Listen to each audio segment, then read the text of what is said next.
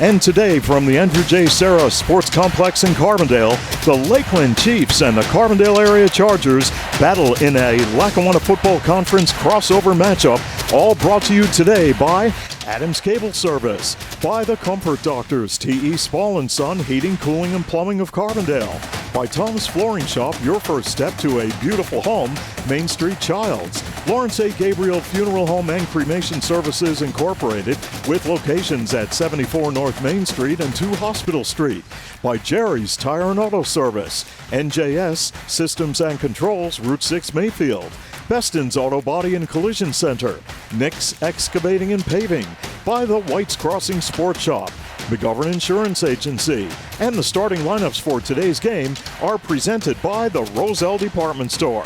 Alongside Glenn Muskowski and from Adams Cable Service, Claire Seymour on camera and Chris Nanfelt handling our live edition of the broadcast. I'm Steve Young. Great to have you on board tonight. It is a beautiful night for high school football here in the pioneer city of Carbondale as the Chargers and the Chiefs will battle here in week number 2. And Glenn, for Carbondale and Lakeland, they are coming off of 2 difficult losses on opening night. Well, Steve, they were decimated last year for graduation. I don't know if Carbondale has 3 or 4 players from last year's team. Lakeland's down 2, so it's going to be a rebuilding year, I guess, for both teams, and I'm sure they'll improve as the season goes on.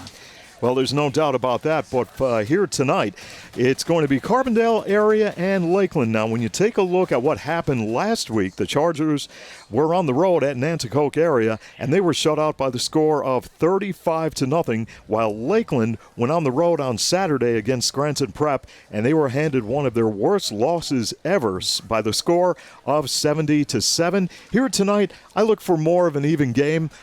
Glenn, I don't think Carbondale is going to be able to throw the football, so look for them primarily to go to the running game for the most part. Lakeland might be a little bit more, have more options running the football, and they may be able to throw a little bit with quarterback David Nanowitz, the sophomore. He did see some playing time last year. He saw some playing action last year for sure. In some of those games that Lakeland was winning. So, yeah, he has a little experience. The Carbondale's quarterback, not so much. We'll see. Let's see what's going to happen. Well, for Carbondale area, they lost their starting quarterback, Darrell Bennett. He is out for the season with an injury. And Mason Barron will take over a quarterback, the 5'8", 140-pound senior. Last week in the game against Nanticoke area, he completed 1 pass. But Carbondale may have a little bit of a chance to put some points on the scoreboard because they do have a good field goal kicker in Colin Baylor. Glenn, in pregame warmups, I was watching Baylor kick field goals from 25, maybe 30, and just over 30 yards. So if Carbondale does get in within field goal range, you may see them go to Colin Baylor. He is one of those guys from Forest City that came down with this co-sponsorship of football, so that he is a plus for Carbondale for sure. We are going to take a timeout, and when we return, more pregame highlights on today's matchup here in the Pioneer City, the backyard brawl between the Carbondale area Chargers and the Chiefs of Lakeland after this timeout on Adams Cable High School Football. We customize everything. Yeah. So why not customize your video choices with Echo Stream, the full-featured video service powered by Adams Broadband. Just install the Echo Stream app on your compatible streaming devices. Then watch with features like Look Back and Restart, plus Cloud DVR to record all of your favorite programs. Powered by fast, reliable Adams Broadband and smart Wi-Fi. Customize your video. Call or visit adamscable.com to sign up.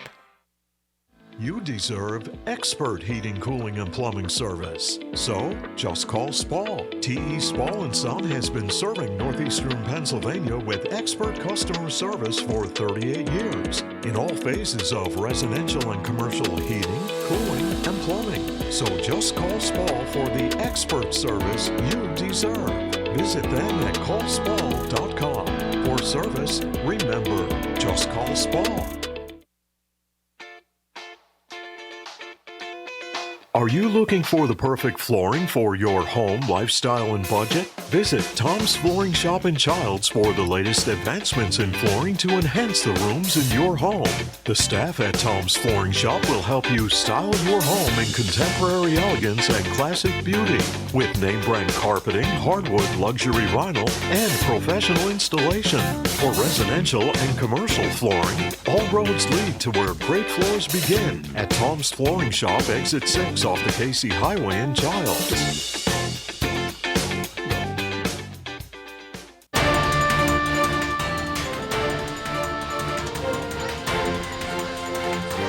Welcome back to Carbondale and the Andrew J. Serra Sports Complex for Week 2 of high school football. The Carbondale area Chargers and the Chiefs of Lakeland on the far side of the field. As you take a look, Lakeland makes their way into the stadium, and the Chargers are about ready to break through that big banner as we look to our right. So, Glenn, the stage is set for this rivalry matchup between the Chargers and the Chiefs. It certainly is a rivalry. It's been a rivalry ever since I can remember, Steve. It's been a long, long time that these teams have been battling in every sport all the time. Should be interesting. Well, here, when you take a look at the series between the Chiefs and the Chargers, the Chiefs have won their last 4 games against Carbondale area, and they have outscored the Chargers by a margin of 144-47. Now, back in 2017, Carbondale area took 2 games from Lakeland, 30-14, and then 30-20 in the playoff. But for the last 4 years, it has been Lakeland knocking off Carbondale. So we're all set for the rivalry game here between the Chargers and Lakeland. And when you take a look at Carbondale area, they return 4 starters offensively, and defensively they return about 3 starters. So, but from a standpoint of offense, it's going to be difficult for them here tonight without a legitimate starting quarterback. Mason Barron will take over, and he's been working hard in practices and trying to, from what I understand, he's done a very good job. He's a 5'8", 140-pound senior, and he's really looking forward to the challenge here tonight. For Lakeland, of course, we'll have their starting lineups for you coming up in just a moment as both teams make their way out onto the football field for the coin toss. And as we did mention, it is a perfect night for high school football. Wow, you couldn't beat it. And it's going to be a beautiful Labor Day weekend. And as you look across the way, there is an excellent crowd on hand for Lakeland on the far side of the field as the fans for Carbondale area continue to file in. Now we are going to turn things over to public address announcer Carm Perry for a special presentation here tonight in Carbondale.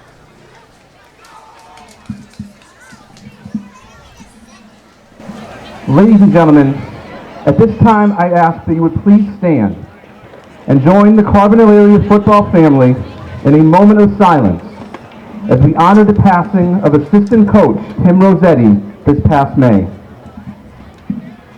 Coach Rossetti was a major part of Carbondale area athletics as an assistant football coach, as well as the head track and field coach for the past 14 years. During his time at Carbondale area, Coach Rossetti touched the lives of many student athletes in the most positive ways. Coach Rossetti epitomized what a true coach is by showing his dedication and commitment to CA athletics during his 6-year battle with cancer, up to coaching his final track meet just hours before his passing.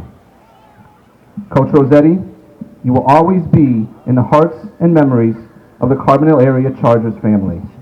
At this time, I ask for a brief moment of silence in honor of Coach Tim Rossetti.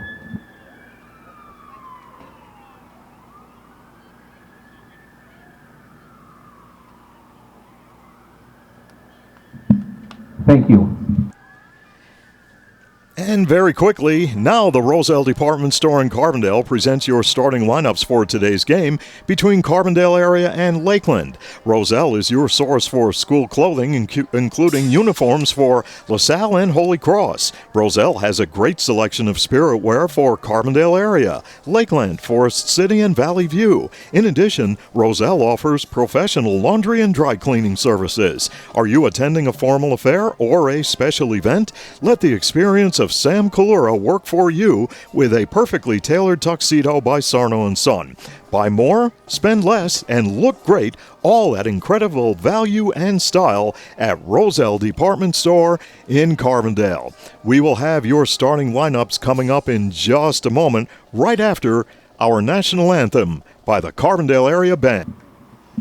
And if you will please remain standing at this time and remove your hats for the playing of the Carbondale Area Alma Mater, followed by our national anthem, performed by the Carbondale Area Marching Band, directed by Miss Megan McDermott.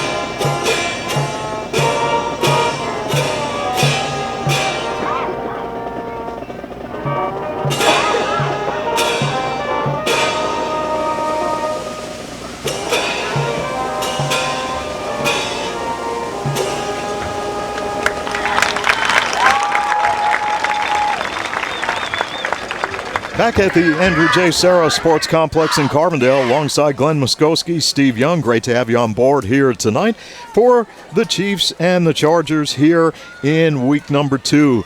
And as we spoke a little bit earlier about opening night, Carbondale area, of course, shut out by the Trojans of Nanticoke 35-0. Carbondale was down at halftime by the score of 28-0. Carbondale in that game had 67 yards of total offense, 34 yards rushing and 33 passing. And the Carbondale defense, well, they just had a tough time trying to find an answer for Nanticoke.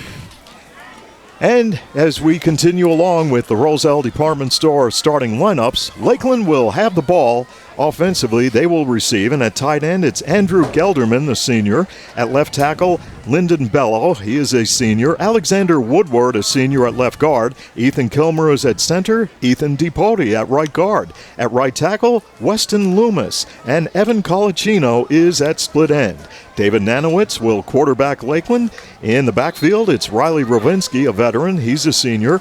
And Chris Shamola will get the start at tailback. Chase Rosenkrantz at flanker. Defensively for Carbondale area, at end, it's Cody Orms. He's a senior. Andrew Balderas is at defensive end. He's also a senior. The tackles are Anthony Byfield, a senior, and Max Urbis. He is from Forest City in the co-op program. And at nose guard is Elijah Howdershield. He is a 6', 230-pound junior. Ethan Bruin at linebacker, along with Mitchell Alexander. Anthony Prince is at the strong corner. He's a freshman. Francisco Roman at the weak side corner, a freshman. Malachi DeBarry at strong safety. And Jake Rossler at free safety. So here we go. Lakeland and Carbondale area about to do battle here on this Friday night in the Pioneer City. Great to have you on board here on Adams Cable High School football, and we are underway. And this kick will bounce near the 10-yard line, and it will roll out of bounds right near the goal line. Taylor's kick out of bounds. Chiefs take over. 1st and 10.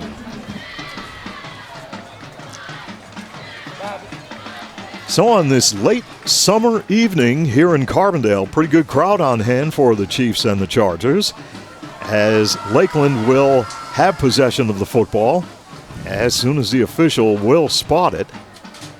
And he will take the football out to the 35-yard line. And that's where the Chiefs will set up shop offensively, first down and 10.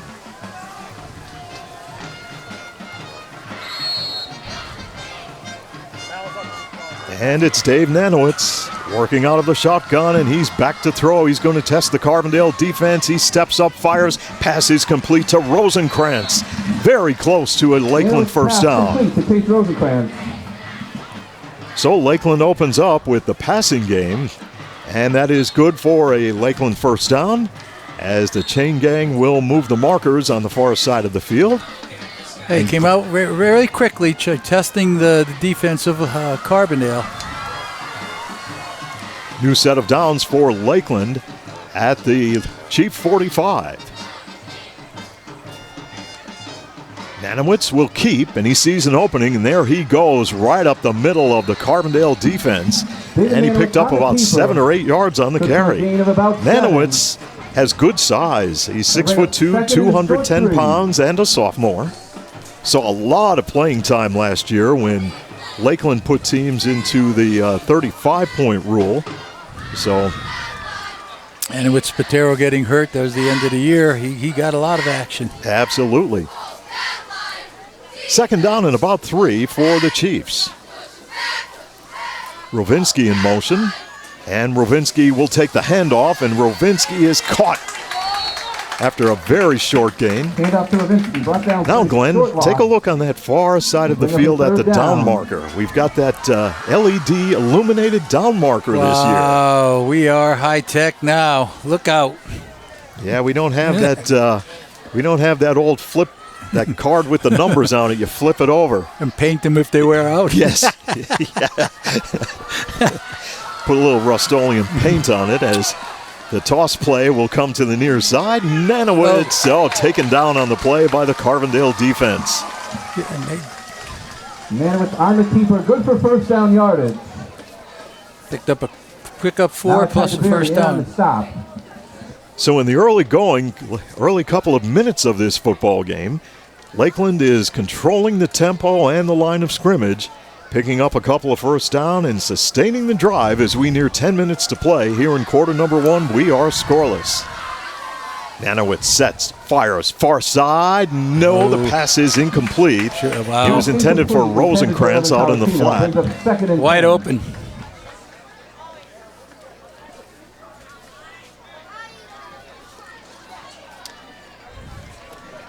Now let's take a look now at the Call-Spall game time weather. Temperature here in the Pioneer City, 69 degrees. The humidity is at 62%. The wind, west-southwest at 2 miles per hour, and overnight it is going to dip down to a low of 52. And off the play fake, Nanowitz will keep for a short gain up the middle. Carbondale was right there to shut it down. Looked like Howdershield was in the vicinity defensively for Carbondale. And as we near 9.5 minutes to play here in the first quarter, we are scoreless. Carbondale and Lakeland. Nanowitz to throw with time. Now he sees an opening and he will turn it upfield, breaking tackles, and Nanowitz takes the football down to about the 25-yard line of Carbondale. Well, Nanowitz didn't have any receivers open, and the protection broke down, and he had a lot of green in front of him. Gain of approximately 18 yards, Steve. So he took another first down. So Lakeland on their opening drive really putting together an impressive drive here in quarter number 1. And from the 26-yard line, now the official will look to the Carbondale bench. We'll find out what's going on.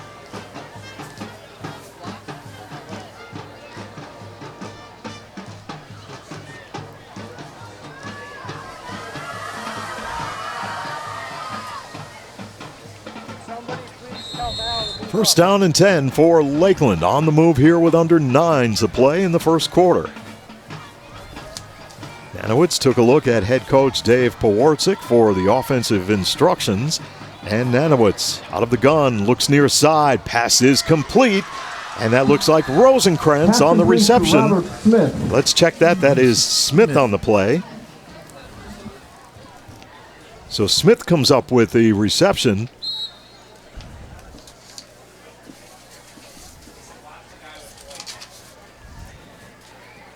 R.J. Smith, 6'2", 165-pound senior, good target for Nanowitz.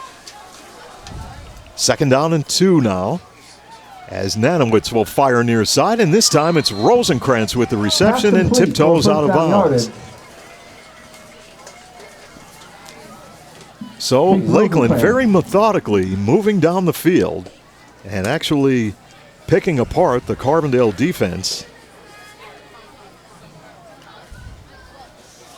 which is very, very young, as we mentioned. Yep. And he kind of towers over them. He's got some size to him. You could look over that defensive line. Handoff will go to Shimola, the junior tailback. Not too much there, as he tried to go off right tackle. Shimola, short gain on the play. Next week, Lakeland will be at home as they will take on Riverside. We will have that broadcast for you here on Adams Cable, Channel 107. And on the Call Ball scoreboard with 7:50 remaining here in the first quarter, we are scoreless. Nanowitz looks, fires, got a man open, incomplete. Pass, incomplete. Brings up a 3rd down. Malachi DeBerry on the coverage. So right now, Lakeland will look down the barrel of 3rd down and long, 3rd and about 8. This is going to run their 12th play. So it's a nice, methodical, well-executed drive. As David Nanowitz is back in the pocket, looking end zone. Yes, they've got the touchdown. Nanowitz pass complete. Touchdown, Lakeland. Smith. Let's check it. Let's wait for the word. You got to take a look in the end zone there. Looked like it might be Was it Smith or Rosenkrantz? Well, can't see his number as he runs. Oh, Rosenkrantz. Rosenkrantz on the reception, the freshman. So Lakeland is on the scoreboard, 6-0 with 7:36 remaining here in the first quarter. And Ryan Bianchi is on for the point after touchdown out of the hold of Rovinsky, and Lakeland has a 7-0 lead as we go to a break here on Adams Cable High School Football.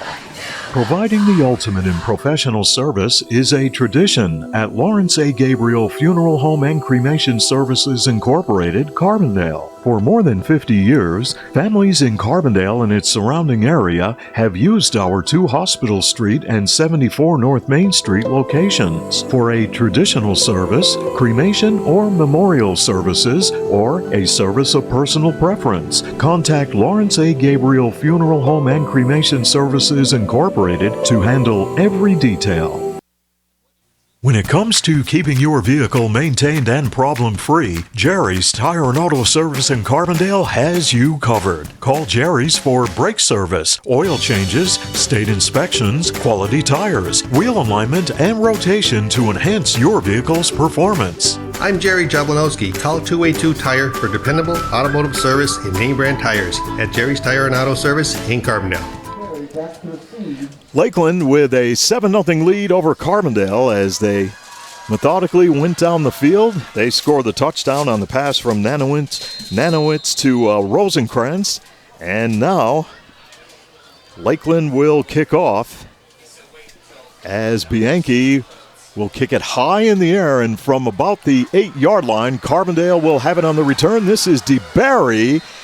And it's a pretty good return, but then the Lakeland defense came right there to shut him down, and Carbondale will have their first possession of the evening, and it comes with 7:31 remaining here in the first quarter. You can't get the ball and take it up the field. Get as far as you can go, and then go from there. You start dancing around, that's when you can get hurt, or you could fumble the ball.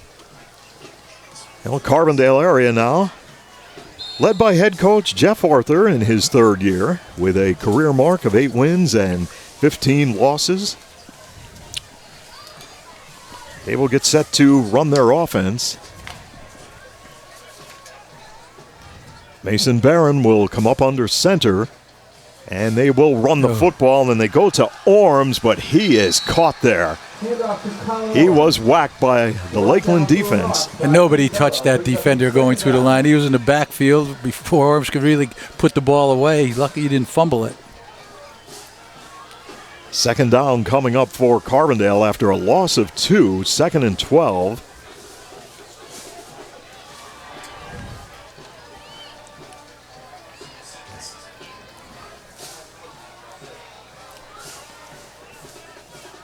Daniel Gonzalez is wide to the near side, and they will fire the pass out on the near side of the field, and DeBarry has it with running room, and DeBarry is out across the 35-yard line, finally knocked out of bounds near the 44 of Carbondale area, so that will sustain the drive for the Chargers.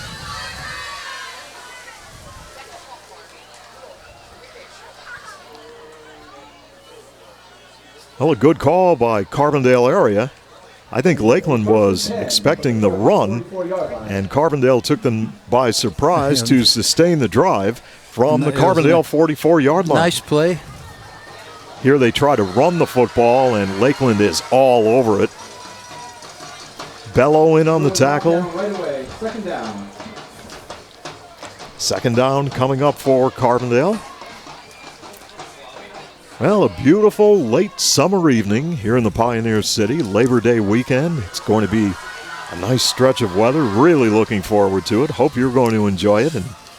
Well, it is really nice today.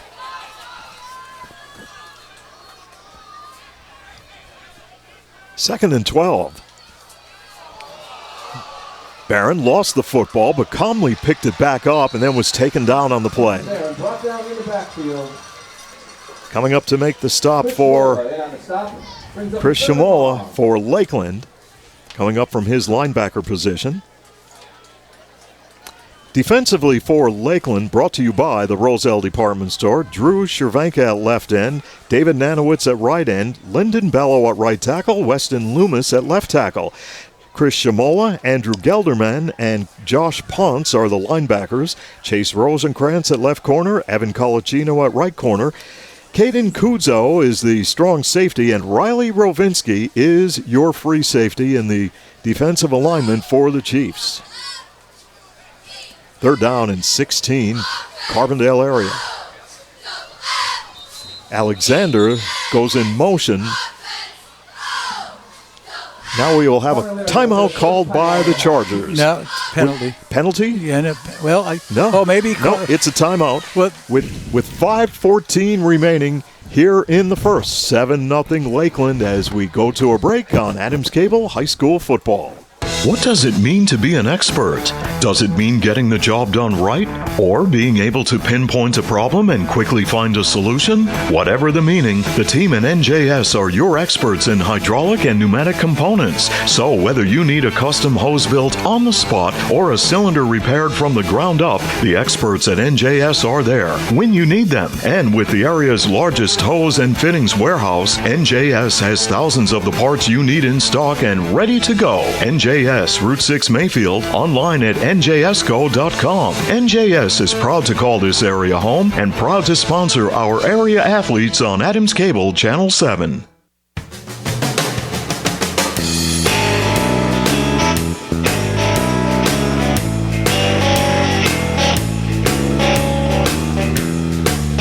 Welcome back to more live high school sports coverage here on Adams Cable Channel 107. Third down and 16 for Carbondale area as they operate from around their own 38-yard line. Pitch out, and this is going to be trouble for the Chargers as the Chiefs are right there to shut it down.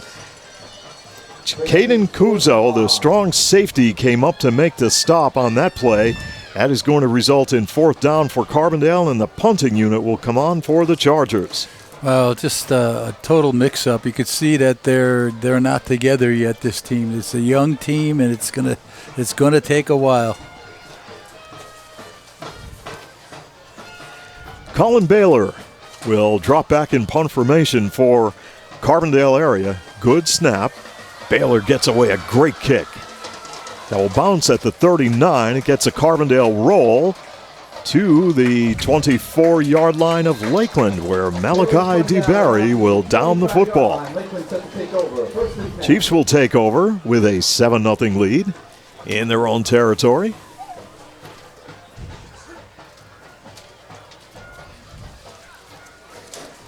Well, big night of football around the area, Glenn. Yes, we got a big one down in Berwick tonight, don't we? Oh, yes. Valley View and Berwick, wow. I mean, anytime you bring those two names into the mix, it's going to be a great matchup. Pass out on the far side of the field by Nanowitz. And on the receiving end was Chris Shimola for Lakeland. First down for the Chiefs. Well, as we take a look at the schedule, West Scranton and Prep. Of course, Valley View, Berwick. Harrisburg at Delaware Valley. Lake Lehman, Lackawanna Trail. Mid-Valley, Riverside. Mount Carmel, Dunmore. How about that one? A lot of great games on the schedule tonight. New set of downs for the Chiefs from their own 36. Empty backfield for Lakeland as Nanowitz with a lot of time. He airs it out. Wide open is Rovinski with the catch. Pass is ruled incomplete. Incomplete. Okay. Nope. No, it is complete. Correction, that pass was complete. I don't know what I'm looking at. Riley Rovinski, down. Now, Glenn, how about the press box? What a great job the maintenance crew did on the windows here this year. They are nice and clean inside and out, not a streak on them, as the pass will go out to the far side of the field. And Shimola on the reception. And it was pass complete to Chris Shimola.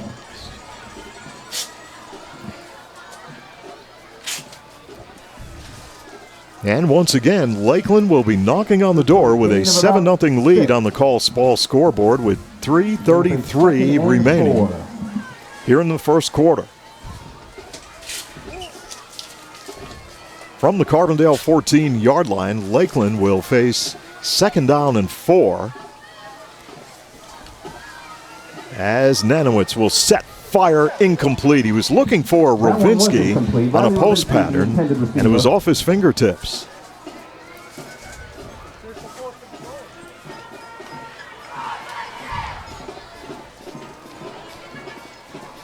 And the incompletion will stop the clock with 3:15 remaining here in the first quarter.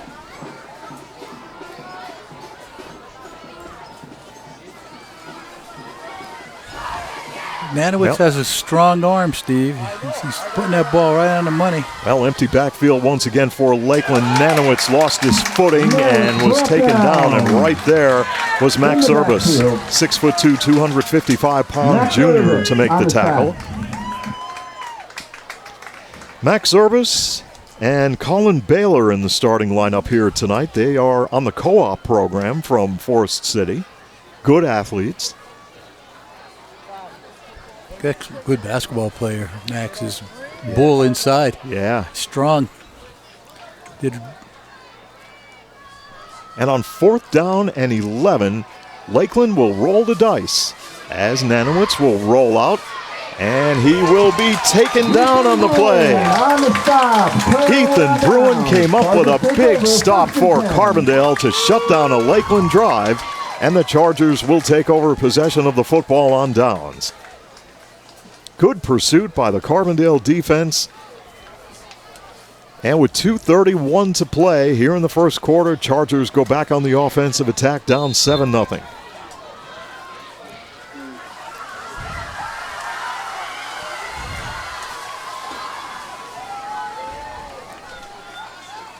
Mason Barron wants to pass far side of the field. The pass is complete, but that play will be shut down as DeBerry made the catch but lost his footing.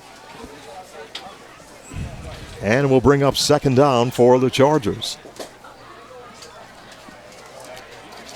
Now taking a look at the schedule, next week Carbondale will go on the road at Hanover area. In week 4 they will host Tunkhannock here at home. And then in week 5, they will travel to Western Wayne. We will have that broadcast for you here on Adams Cable, as DeBerry is split wide on the near side of the field. Barron will hand it off, and there's a lot of running room for Colin Orms. He's got the first down and much more up across the 40-yard line. On the stop. Now that time, Carbondale with some good blocking on the offensive line, and Orms showed what kind of speed he has, and that gives the Chargers a new set of downs.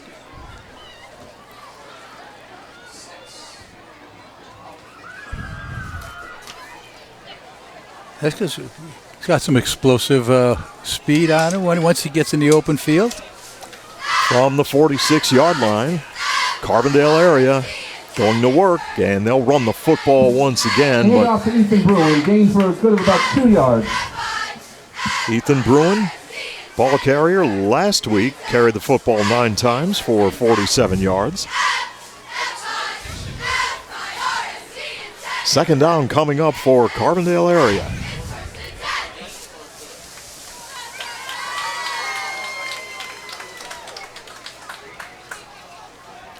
Barron will send DeBerry wide on the bottom of your screen. And the handoff will go to the tailback, but there is nothing there. Host of white shirts from Lakeland on the pursuit defensively. Yeah, very good pursuit. And at the point of attack, the defender from Lakeland stood the offensive lineman up for Carbondale, and that went nowhere. Under 1 minute remaining here in quarter number 1 on the Call Spall scoreboard. 7-0 Chiefs lead. Carbondale area has something going now as they face 3rd down and 7, and the ball just shy of midfield. Daniel Gonzalez will be split wide on the top of your screen.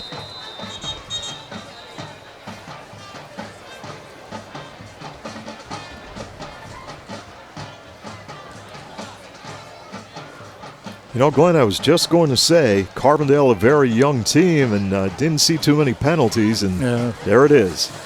Just thinking about it. I didn't see what there was. Delay? I didn't see what the penalty was. 5-yard penalty will push the football back and bring up 3rd down and long yardage. Barron rolling out, looking for trying to buy some time, and the pass falls incomplete. It was intended for Malachi DeBerry, and 4th down coming up now for Carbondale, and the punting unit will be on for the Chargers.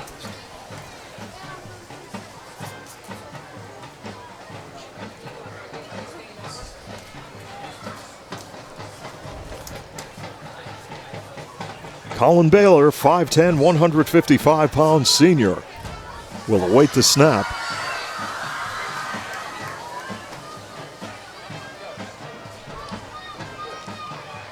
Good punt. And Brovinski will not even go near it. Out of bounds around the 25-yard line. Rolls out of bounds near the 25, and Lakeland with a 7-0 lead. And just under 12 seconds remaining here in this quarter will take over possession of the football. Well, Glenn, you know, a lot of times you take a look at what teams have coming back. Of course, Carbondale, very young. They lost their starting quarterback. Mason Barron has taken over, has done a great job thus far. Of course, Lakeland coming off of that real tough loss last week against Prep. You put these two teams together, and sometimes it has all of the makings of a good football game. It does. Depending on how people react to the situation at hand. Chris Shimola takes the handoff, and he has a Lakeland first down, still on his feet, and then is drilled as he crosses midfield and out of bounds with 2.5 seconds remaining in the first quarter.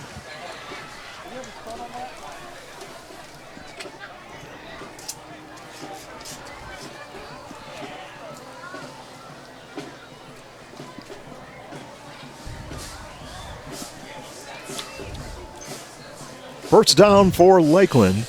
It seems just inside Carbondale territory. It seems, Steve, that Lakeland's got a little bit more speed than Carbondale has out there. And this handoff will go to Josh Ponce, the senior tailback, to bring an end to quarter number 1 here in Carbondale. On the Colts Ball scoreboard, 7-0 Lakeland, your leader, as we go to a break on Adams Cable High School football. When you need collision repair, rely on Beston's Auto Body and Collision Center to restore your vehicle to its original condition. Beston's is a full-service, state-of-the-art collision repair center where customer satisfaction is the #1 priority. Their motto at Beston's: every job is perfect or it doesn't leave the shop. Beston's Collision Center in Carbondale, the trusted name in collision repair in northeastern Pennsylvania. Nick's Excavating and Paving of Carbondale is committed to providing professional service in residential and commercial excavating, land clearing and demolition, foundations, driveways, sidewalks, and utility lines. Enhance your property with new paving and seal coating, mulch, or stone. For expert service on your next project, count on Nick's Excavating and Paving Carbondale.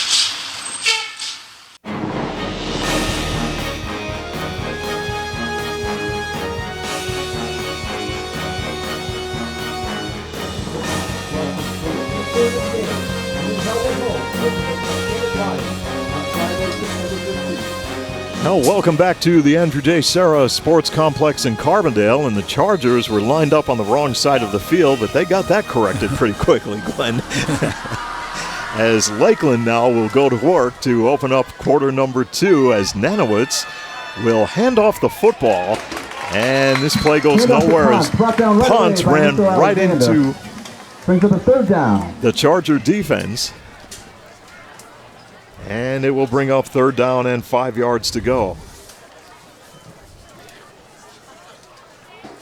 Big play here. Early in the game, still a big play. If they could stop him here.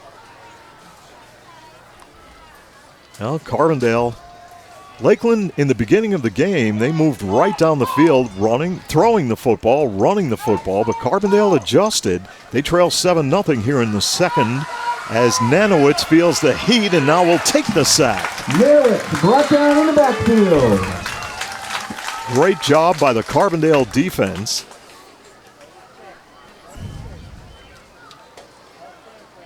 And the Chargers come up with the big defensive play. That's what they needed.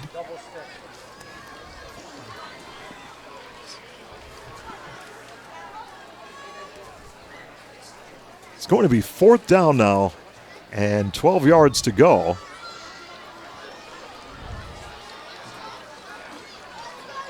And it looks as though they're going to go. They're going to gamble. They're going to roll the dice near midfield. Nanowitz back to throw. Rushes on. Flushed out of the pocket. Nanowitz will turn it upfield. He fires downfield, and ball is... I'll tell you, he was open. He just couldn't get it to him. I think, is there a flag on the play? Holding against Lakeland. Yep. Well, holding call against the Chiefs. Boy, Nanowitz was close to that line of scrimmage when he threw the football. He did step up in there, didn't he? He was pretty close. Well, Glenn, I keep moving these windows from left to right. At least you could move them. Yeah. Now, in the old booth, the windows didn't open. Once you were in, you were locked in for the duration. You were locked in for 4 quarters. On the Call Spall scoreboard, 7-0 the Chiefs with 10:25 to play here in the first half.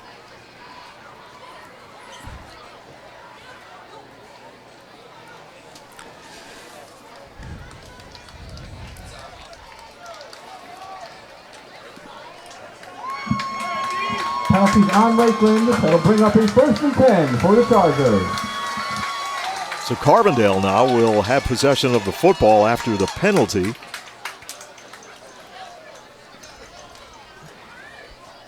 And the Chargers will get the ball in Lakeland territory at the... Lakeland pinned back further. Carbondale will get the football at the 45. Wow. Carm Perry, opening night, said he doesn't know what's going on. Everybody needs to get into the groove. Now it's opening night here at Carbondale, game number 2 of the season. Now we're ready to go as the Chargers offense from the 45 will go to work. Handoff will go to Prince, and Prince dancing around, breaking tackles. They can't bring him down. He lowers the shoulder and fights his way to the 49. That was a great effort. He must have got hit by 5 guys, and he lost 7 yards, but he worked hard. They almost broke that 2 or 3 times. Very elusive. Second down coming up. About 16 yards to go for the Carbondale offense.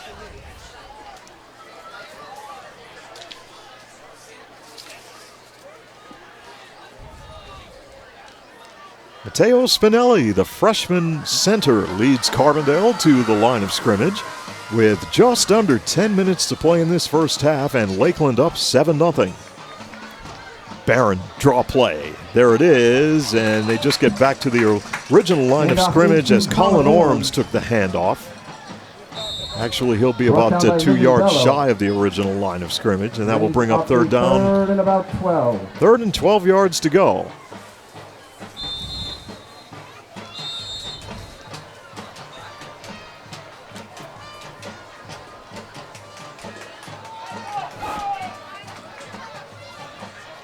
Orms will check out of the ball game and come to the near sideline.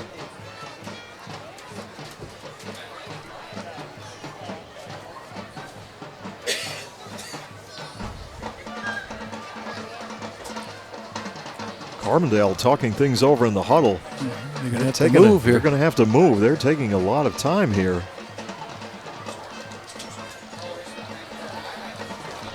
Yeah. They might need a timeout here, Glenn. I don't know what's going on. It's because the referee just wound the clock just then.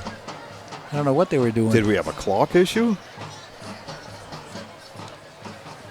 Oh, it's a long time in between plays, isn't it? Yes, it is. You could have went for a piece of pizza and a hot dog. Carbondale on third down and 12 in Lakeland territory as Alexander will go in motion. There's a lot of problems with the communication. Second timeout of the Well, half. there's Carbondale. There's always something happening, but nothing going on. As we go to a break here on Adams Cable, 7-0 Lakeland. Will be right back after this timeout. The White's Crossing Sports Shop, Canaan Street in Carbondale, is the leading authority for the outdoors in northeastern Pennsylvania. Visit them for a complete line of archery accessories, hunting and fishing licenses, live bait, fishing tackle, and LEM meat processing supplies. Call 570-282-4699 and be sure to check out their Facebook page. Finding that unique seasonal outdoor item has never been easier with help from Tom and the staff at the White's Crossing Sports Shop. Insurance is more than just a policy. It's knowing that you are properly covered to protect all the assets you have worked so hard to acquire over the years. For over 50 years, McGovern Insurance has fulfilled the needs and expectations of families and businesses in the greater Carbondale area. McGovern Insurance Agency specializes in auto, home, commercial, and life insurance. Call for a competitive quote and superior service at 282-1170. Your protection comes first at McGovern Insurance Agency, 26th Avenue, Carbondale. On a rollout, that pass intended for Malachi DeBerry falls incomplete. And fourth down coming up for the Carbondale area Chargers.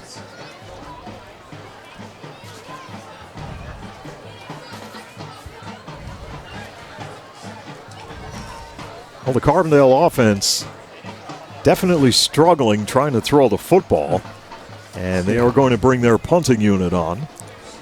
Well, you got to try to keep the ball on this side to make Lakeland go the distance. As Baylor will get away a booming kick with a lot of hang time. Rovinski fumbles the football. Players battling for it. No indication yet. Official signaling Lakeland football. Lakeland will keep it. Brings up a 1st and 10. Carbondale with some good coverage. I'll tell you, Baylor is booming those punts. And he is a pretty good field goal and extra point kicker, too, so if they ever get an opportunity. 7-0 Lakeland with 8:33 to play here in the first half on the Call Spall scoreboard. David Nanowitz will run the Lakeland offense, and he's back in the pocket to throw, and the pass comes out to Shimola coming to the near side. Nice move, and Shimola lowers the shoulder and takes the football out across the 20-yard line. Nanowitz pass complete to Shimola. Elijah Howderfield in on the stop. 2nd down and short yardage coming up for the Chargers.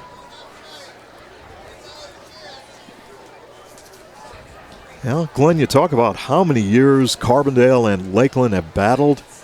Boy, you think back in the day when I was very young, I used to listen to games on the radio, and Lakeland would play at Mayfield Community Field. Wow.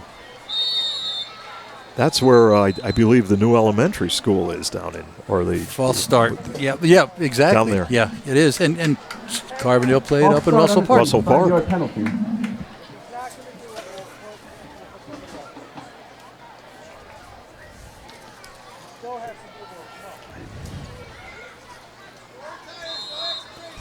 As we get back to more action now, the football on the 15-yard line for Lakeland as they will face 2nd down and about 8 yards to go. Nanowitz fires, pass is complete. Let's check this now, it's Pass incomplete. Incomplete. Jake Rossler on the coverage. Chase Rosenkrantz had the football in his hands, but a good defensive effort by Carbondale knocked it away. And that will result in 3rd down coming up. After that first touchdown from Lakeland, Carbondale's kind of gathered themselves a little bit, Steve, and playing pretty well. Well, sometimes you just have to get into the flow of the game. And you don't want to put the garbage to them, but they are playing pretty good defensively. They're down and 8. Shimola in motion, pass near side, incomplete. It was intended for R.J. Smith. Intended for Robert Smith. And 4th down coming up, and the punting unit on for Lakeland. So Carbondale settled down defensively, and Chargers really should end up with good field position after the punt. Francisco Roman is back awaiting the punt from Lakeland. Yeah, they should have good field position. He is a 5'6", 140-pound freshman wearing number 24. A good pickup. I let that one go. Not a very good punt. Let that one go. Carbondale will let it roll, and it goes out of bounds in front of the Charger 42. bench near the 42-yard line. And Carbondale area down 7-0 with 7:19 to play in the first half. And they will go back on the offensive attack.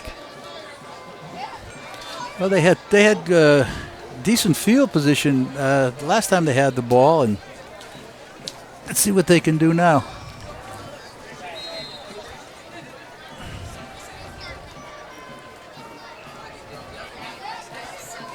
As Carbondale will talk it over in the huddle.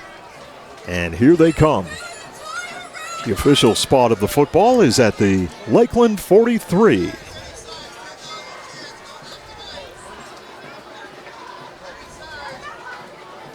Alexander goes in motion. Toss play.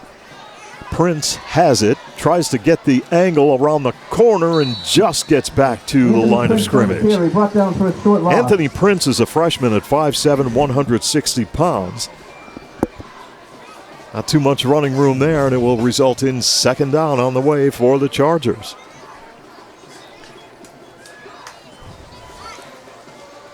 Great to have you with us for high school football. Really is good to be back, but Glenn, I have to ask you a question. Yes, Where sir. did summer go? It's gone. Like, what happened? I know what happens, Steve. The older I get, the faster it goes. It's amazing. It seems like it was just Easter. And whistle will False start. shut this play down as on the snap the play will be stopped and a 5-yard penalty assessed against Carbondale. And it will result in second down and long yardage. Well, you'll get that with teams that have all new players. It's just going to take them a couple of weeks to get adjusted to each other and get into the flow of things both offensively and defensively. Especially when you're playing freshmen. But it has to be an exciting time for anyone who's a freshman out on the field tonight. Yeah, sure. Under the lights, Friday night varsity game. Against Lakeland, rival. Second down and 16 for the Chargers from the Lakeland 48. Alexander in motion. They will go to Orms on the carry. Handoff is to Orms up the middle for a short gain. Will bring up a third down. Orms with a couple of yards. And as the clock continues to run, as we near 5.5 remaining here in this first half on the Colts Ball scoreboard, players shaken up for Carbondale, and we are going to take a timeout. We'll return with more action as the Chiefs lead this one 7-0. We'll be right back with more high school football in a moment. Today, we customize everything. So why not customize your video choices with Echo Stream, the full-featured video service powered by Adams Broadband. Just install the Echo Stream app on your compatible streaming devices. Then watch with features like Look Back and Restart, plus Cloud DVR to record all of your favorite programs. Powered by fast, reliable Adams Broadband and smart Wi-Fi. Customize your video. Call or visit adamscable.com to sign up. You deserve expert heating, cooling, and plumbing service. So, just call Spall. T.E. Spall & Son has been serving northeastern Pennsylvania with expert customer service for 38 years in all phases of residential and commercial heating, cooling, and plumbing. So just call Spall for the expert service you deserve. Visit them at callspall.com. For service, remember, just call Spall.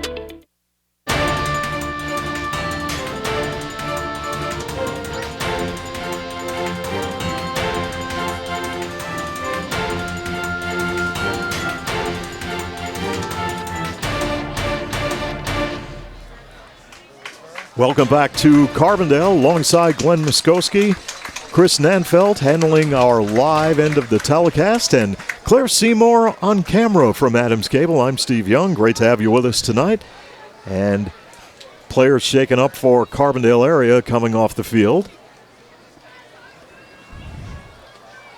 I just can't see their numbers. That's the problem with the Carbondale numbers. They're hard to see once they get dirty. They look like 65 to me. That's Well, possible? let's confirm that. Yeah, I'm not sure, but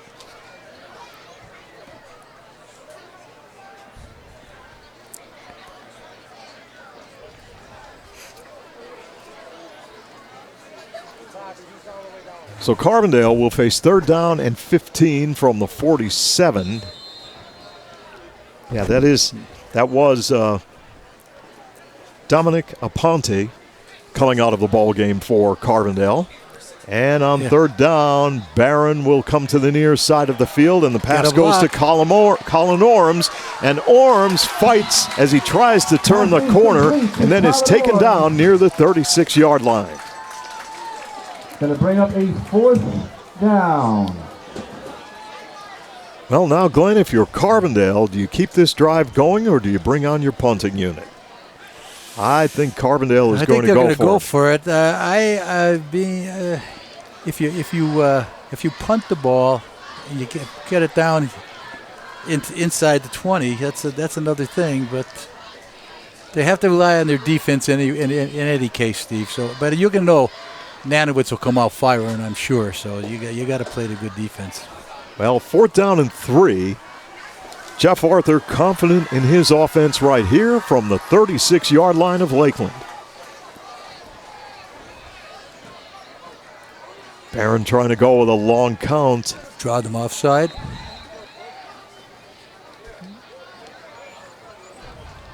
And we will have another timeout.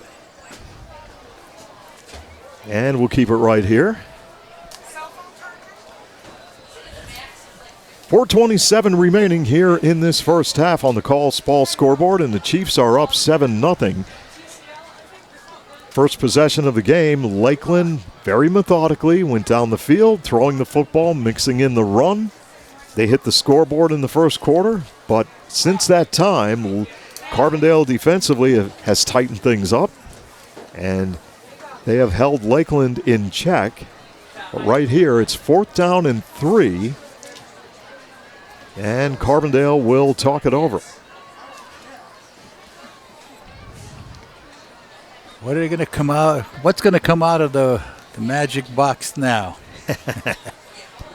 See if the Carbondale coaching staff could pull a rabbit out of their hat.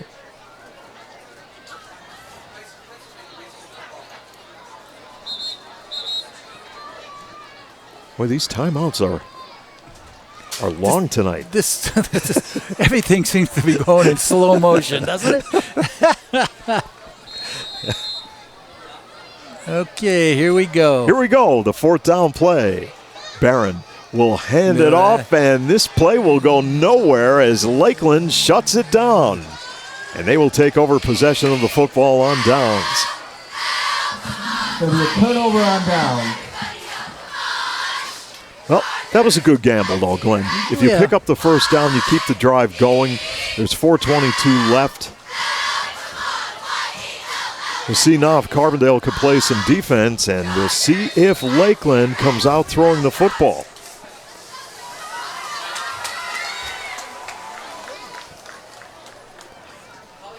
First down, the Chiefs from their own 36. Nanowitz will hand it off. Shamola has it, and he has a first down across midfield. Handoff is to Chris Moore. Good for a gain 6'1", 205-pound junior. We have a flag. There is a flag near the line of scrimmage, and it's against the There is Chiefs. a flag on the play. Holding Lakeland. Signal is holding. All for naught.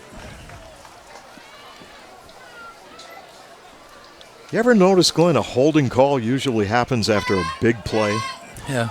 Never happens if, well, I shouldn't say it never happens, but it usually doesn't happen if a player is stacked up at the line of scrimmage. Always after a good run and a first down. Yeah. At the same time, the play happens, everybody's looking downfield, and there's that lonely official with the flag picking it up saying, oh, no, let's come back. As we near 4 minutes remaining in the first half on the Call Ball scoreboard. David Nanowitz out of the gun. Shamola once again trying to turn the corner, and he is caught on the play. Look out, breaks the tackle, but he ran into the Charger defense. There were Chargers all over the field. Brought down. Anthony Prince in on the stop. Anthony Prince, wearing number 20, was in on the tackle.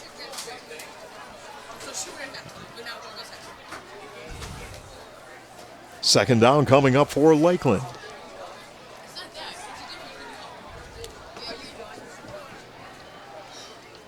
Lakeland trying to get organized right now as Evan Colicino will come out in the formation on the near side of the field.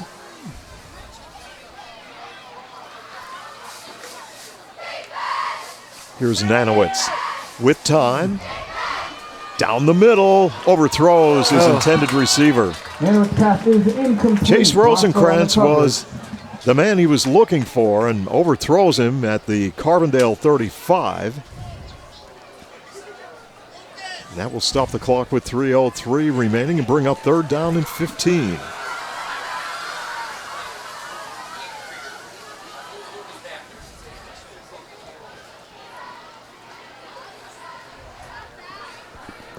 Rosenkrantz has a pretty strong arm, Steve. He's thrown some BBs out there.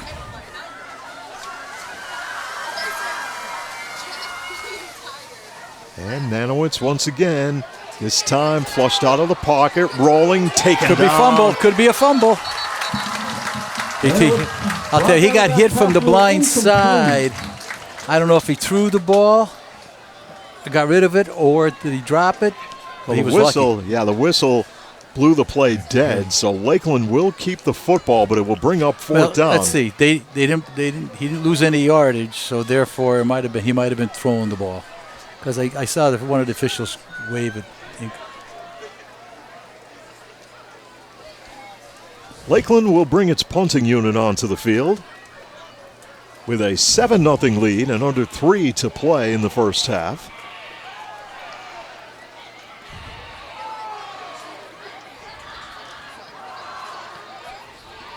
That's a good punt by Rosenkrantz, and Carbondale lost the football. Flag on the play also. There is a flag on the play as well.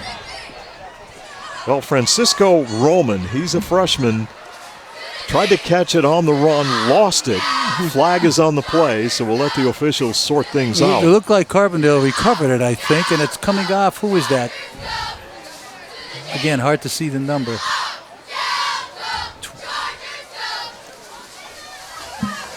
Well, Jeff Arthur was right out there to give some words of encouragement to Roman. I'm going to say Jake Rossler recovered that fumble.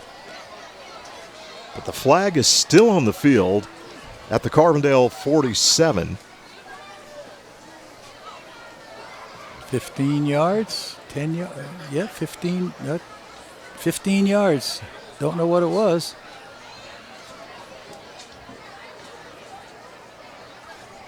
Now, if Roman hangs on to that football and finds a seam, he has a lot of speed. Oh, he does.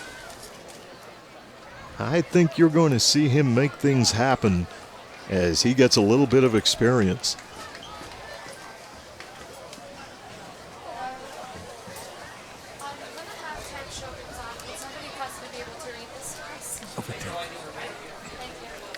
Well, with 2:45 to play,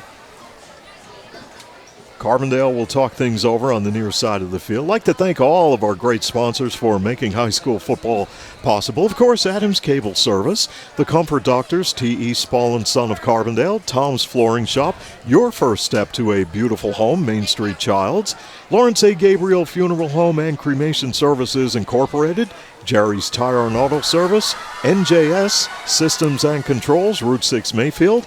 Also brought to you tonight by Beston's Auto Body and Collision Center, Nick's Excavating and Paving, by the White's Crossing Sports Shop, and McGovern Insurance Agency, and of course your starting lineups, presented tonight by the Roselle Department Store.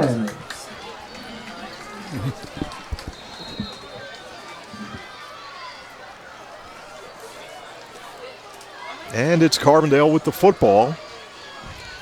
At the Lakeland 35, they'll go with the running attack, and they advance the football to the 30. Orms with the carry, a 5-yard gain. Second down for Carbondale. Well, right here, Glenn, if you're Carbondale, you have to be smart. Yeah, you want to kill the clock. You don't want to give Lakeland another chance, because with the Nanowitz, he can throw the ball, and if anybody gets behind the defense of Carbondale, that could be a long touchdown. Second down coming up for the Chargers. Daniel Gonzalez, the junior, is wide on the top of your screen. I formation. And the handoff goes to Orms, and Orms will zigzag his way for a short gain on the play. In on the stop again.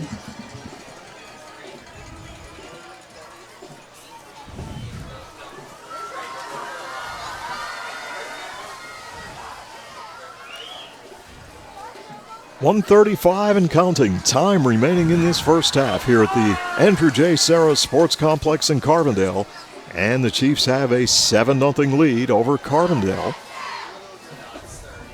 Chargers face 3rd down and 5 from the Lakeland 30.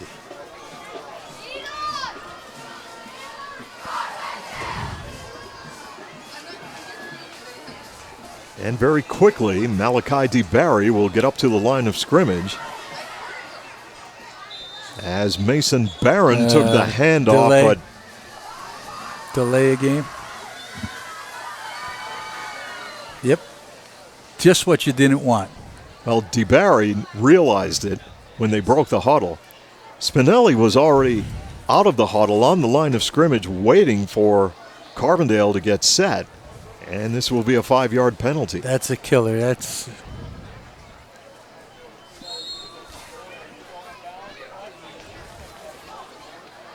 stops the clock. Penalty will make it 3rd and about 10. 3rd down 10 for the Chargers.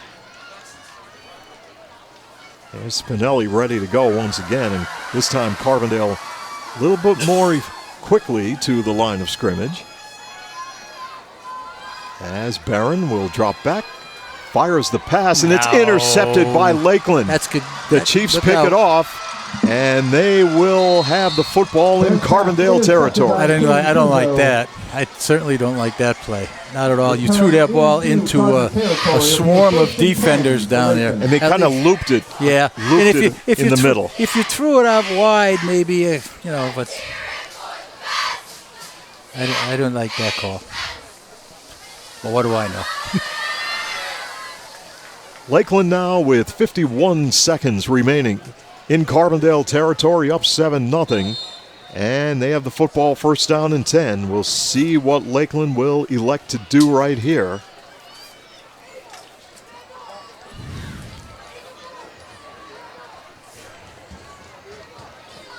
David Nanowitz with 3 wideouts on the near side. Nanowitz back, fires, got a man open on the far side. Incomplete. Oh, that would have been a great catch. And who was? Nanowitz pass ruled incomplete.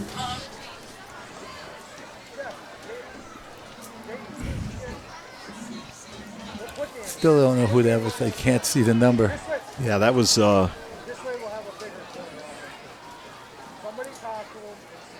incompletion. Will stop the clock with 44 seconds to play. And 2nd down and 10 coming up for the Chiefs. Let's see if Nanowitz once again will there'll be no doubt in my mind. And he's going to come to the near side. Pass is complete. Good tackle. To Smola. Complete to Flora.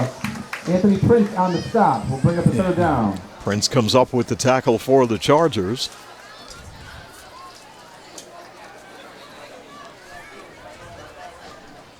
Well, 3rd down coming up right here. Well, Glenn, you have to wonder. You expect Lakeland to throw the football right here, but how many times over the years have you seen a veteran head coach or go with a draw play to shake the defense up? And all they need is that one little step in the interior of that line, and not many people left behind there. So another timeout on the field. And a reminder, next week we will be at Lakeland as the Lakeland Chiefs will finally go home after 2 games on the road to start the season, and they will take on the Riverside Vikings, and they are very good. They look very good. Just by reading the paper last week, I didn't talk to anybody about the game, but they looked pretty good. They beat up a team last week. I don't remember who it was. Yeah, they played West, and there you go. That was a real shootout between West and Riverside. And now on 3rd down and 7 from the Carbondale 45, the Chiefs are ready to rock and roll.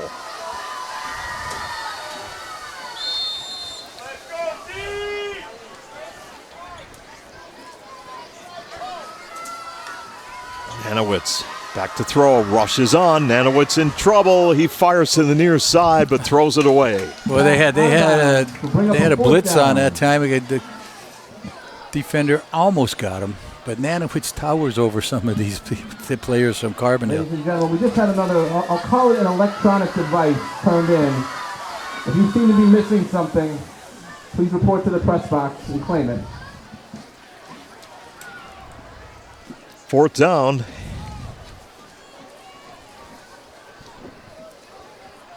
Glenn, did you lose an electronic device? Yeah, I broke my Fitbit. There was the strap on my Fitbit this afternoon. Oh, gosh. Nanowitz wants to pass once again. Lots of time. He's going to air it out. Oh, he's got a man open. And this time, the pass is complete. For a first down. Riley Rovinsky. That is Riley Rovinsky, the veteran, on the receiving end. And that's a big play for Lakeland with 18 seconds remaining. 17 seconds. Lakeland has to act quickly as Nanowitz will work out of the gun. Nanowitz fires near side, overthrows Chase Rosenkrantz. Intended for Chase Rosenkrantz. Second down. Now, Carm Perry, Glenn, our public address announcer, he has the binoculars out when the plays are on the far side of the field. Yeah, that's it. That's just what we need, Steve. Something else to hold while we're doing it. Yeah.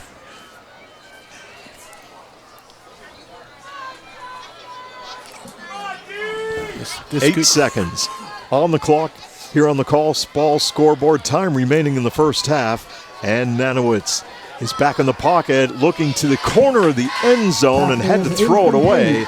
And the clock will stop with 3.6 seconds remaining. Good defense by the secondary of Carbondale. And good pressure by the defensive line.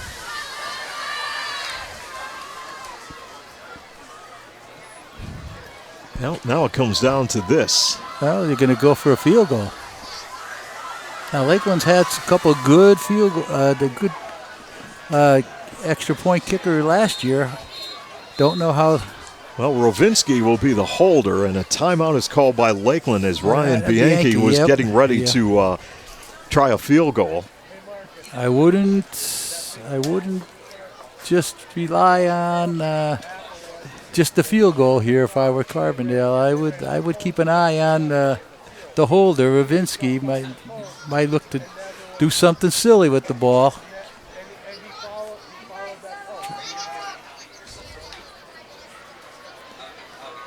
Well, we'll see what Lakeland will elect to do right here. Well, that was they ran like a 4 at B or 4 at C. Let's see. Rovinsky is going to No, they ran a 4 at see where he lines up. and Danny came up and saw him curling in. It's going to be a 30-yard field goal. Ryan Bianchi will attempt the field goal. What I thought, I'm looking at it. And Rovinsky to hold. High snap. Kick is blocked by Carbondale Kick is blocked. as time expires here in the first half. Still remaining. Lakeland 7. Carbondale Well, folks, nothing. Carbondale and Lakeland battling here in week number 2 of high school football. The Chiefs came out early, and it looked like they were going to dominate Carbondale as they scored on their opening drive to take a 7-0 lead. But here at halftime, Carbondale comes up with a big play to block a field goal, and Lakeland will go into the locker room leading by the score of 7-0. We'll take a break, come right back. Glenn will run down the scoring summary, and we'll have much more after this timeout on Adams Cable High School Football. Are you looking for the perfect flooring for your home, lifestyle, and budget? Visit Tom's Flooring Shop and Childs for the latest advancements in flooring to enhance the rooms in your home. The staff at Tom's Flooring Shop will help you style your home in contemporary elegance and classic beauty. With name brand carpeting, hardwood, luxury vinyl, and professional installation. For residential and commercial flooring, all roads lead to where great floors begin at Tom's Flooring Shop, exit 6 off the Casey Highway in Childs. Providing the ultimate in professional service is a tradition at Lawrence A. Gabriel Funeral Home and Cremation Services Incorporated, Carbondale. For more than 50 years, families in Carbondale and its surrounding area have used our 2 Hospital Street and 74 North Main Street locations for a traditional service, cremation or memorial services, or a service of personal preference. Contact Lawrence A. Gabriel Funeral Home and Cremation Services Incorporated to handle every detail. When it comes to keeping your vehicle maintained and problem-free, Jerry's Tire and Auto Service in Carbondale has you covered. Call Jerry's for brake service, oil changes, state inspections, quality tires, wheel alignment, and rotation to enhance your vehicle's performance. I'm Jerry Jablanowski. Call 282 Tire for dependable automotive service in name brand tires at Jerry's Tire and Auto Service in Carbondale.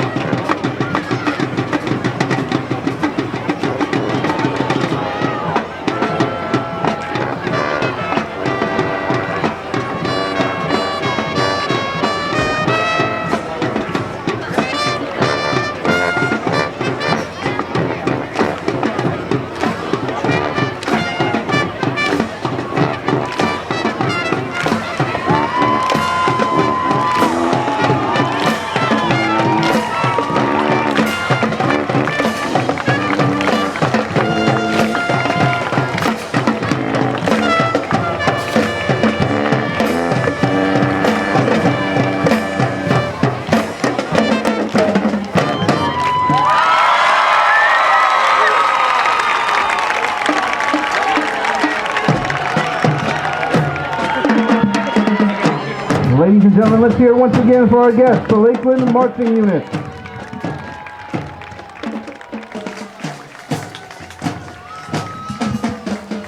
We also have the winning ticket for tonight's 50-50 drawing.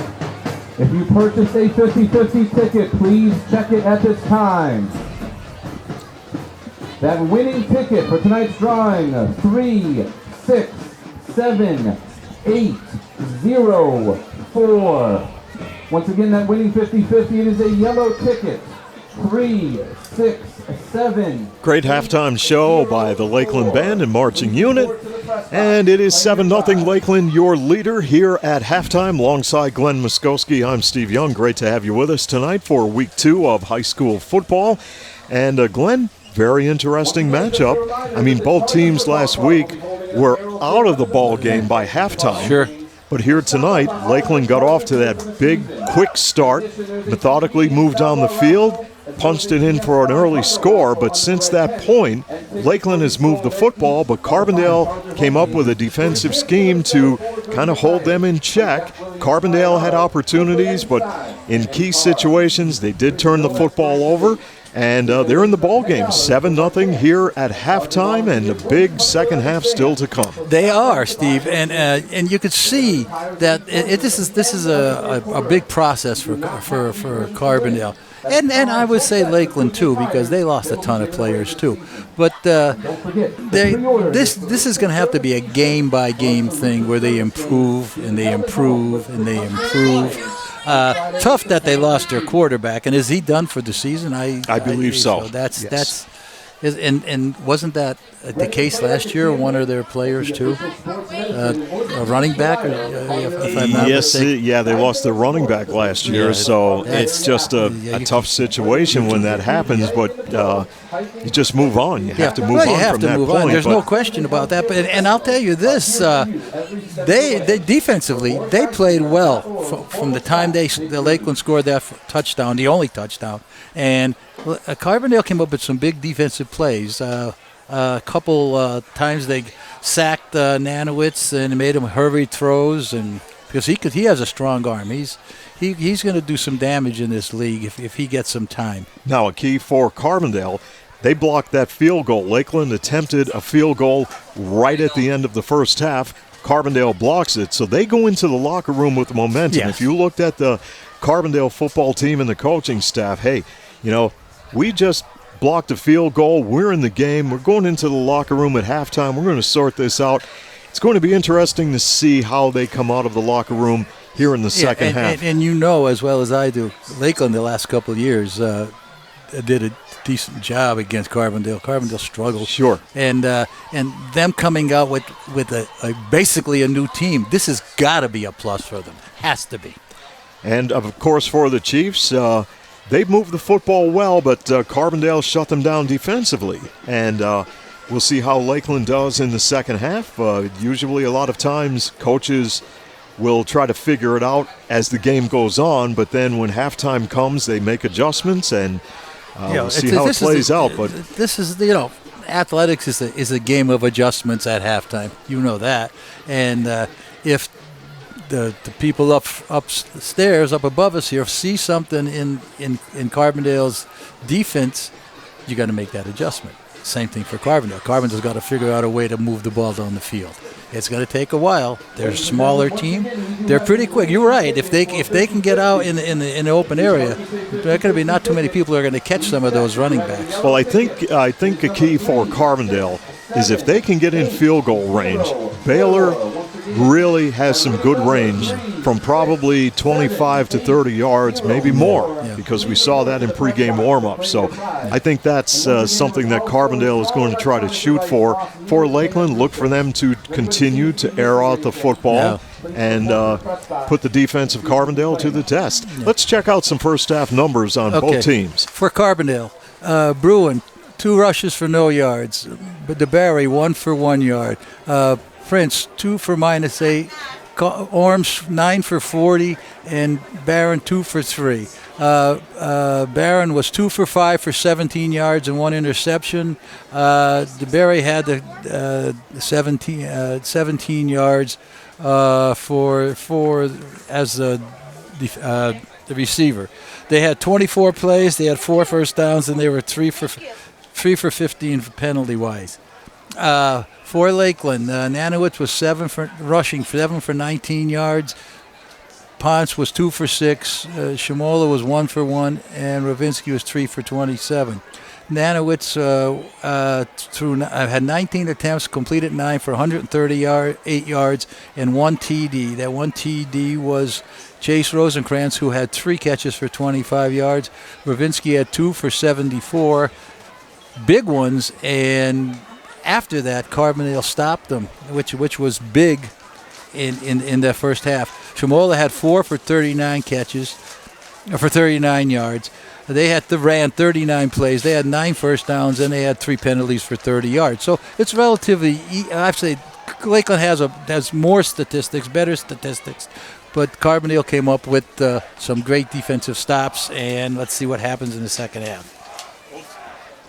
Both teams are ready for the second half as they are warming up for the start of play, and we are going to step aside, take a quick break. We'll come right back with third quarter action after this timeout on Adams Cable High School Football. What does it mean to be an expert? Does it mean getting the job done right? Or being able to pinpoint a problem and quickly find a solution? Whatever the meaning, the team in NJS are your experts in hydraulic and pneumatic components. So whether you need a custom hose built on the spot or a cylinder repaired from the ground up, the experts at NJS are there when you need them. And with the area's largest hose and fittings warehouse, NJS has thousands of the parts you need in stock and ready to go. NJS Route 6 Mayfield, online at njsco.com. NJS is proud to call this area home and proud to sponsor our area athletes on Adams Cable Channel 7. When you need collision repair, rely on Beston's Auto Body and Collision Center to restore your vehicle to its original condition. Beston's is a full-service, state-of-the-art collision repair center where customer satisfaction is the #1 priority. Their motto at Beston's, every job is perfect or it doesn't leave the shop. Beston's Collision Center in Carbondale, the trusted name in collision repair in northeastern Pennsylvania. Welcome back to Carbondale in the Andrew J. Serra Sports Complex. And it will be Lakeland to kick off to Carbondale area to start quarter number 3 as the Chiefs are up 7-0 on the Call Spall scoreboard. Wow, big high end-over-end kick. And on the return, it's Colin Orms across the 30. Orms with a pretty good return as he carries the football near the 39-yard line of Carbondale, and the Chargers will open up the second half of play with the football. First and 10 from the 40-yard line. Let's see if Carbondale can get something going here early. And the official spot of the football is at the Carbondale 40. And the Chargers down 7-0 as we start the third quarter of play.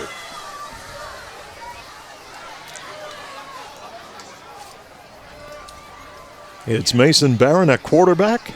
DeBarry in motion. Barron will hand it off, and this play goes nowhere as Andrew Gelderman, number 44 for Lakeland, put a hit on Orms, and that results in a loss on the play. Gelderman, 5'9", 205 pounds, and a senior, came in with a great defensive play for the Chiefs. One of the hidden heroes from Lakeland's line play last year defensively. Yeah, that was that was some team Lakeland had last year. They were, by the third quarter, they had the 35-point rule in effect on teams last year. Second down and 13 for the Chargers as they elect to keep the football on the ground, and Lakeland is right there defensively. Brings up third down.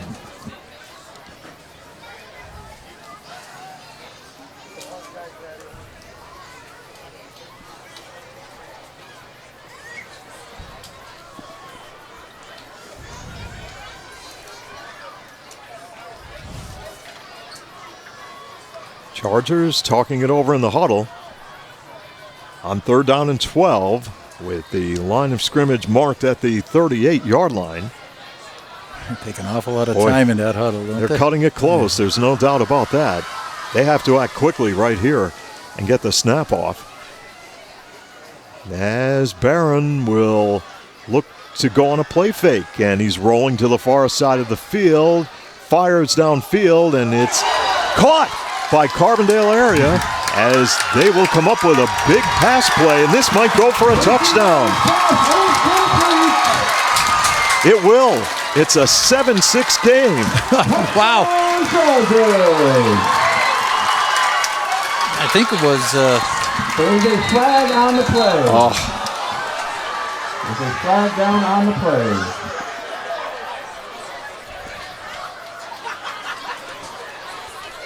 Yeah, let's see what the flag is all about, Glenn. Holding.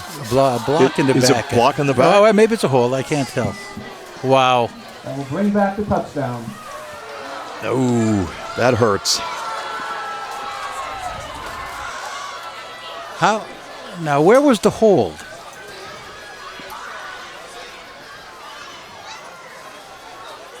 Okay, after the pass was caught.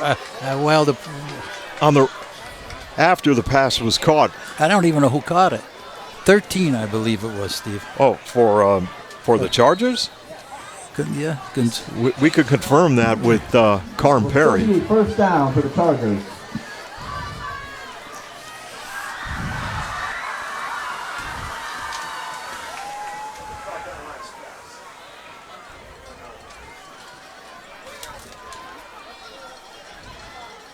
Chargers now first down and 10, and they will run the football, and they've got some momentum going right now.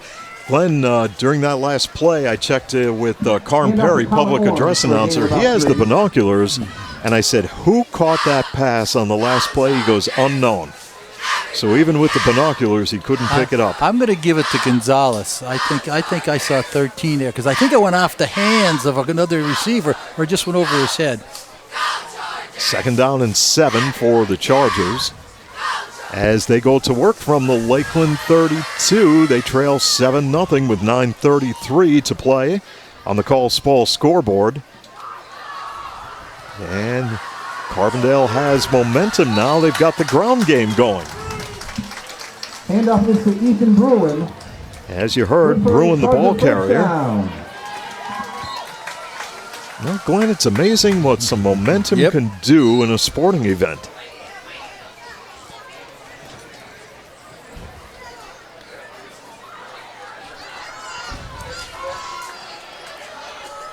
Well, folks, I'm going to move over here and use Glenn's window because we got our monitor hooked up, and Carbondale will go with the ground game and turning the corner.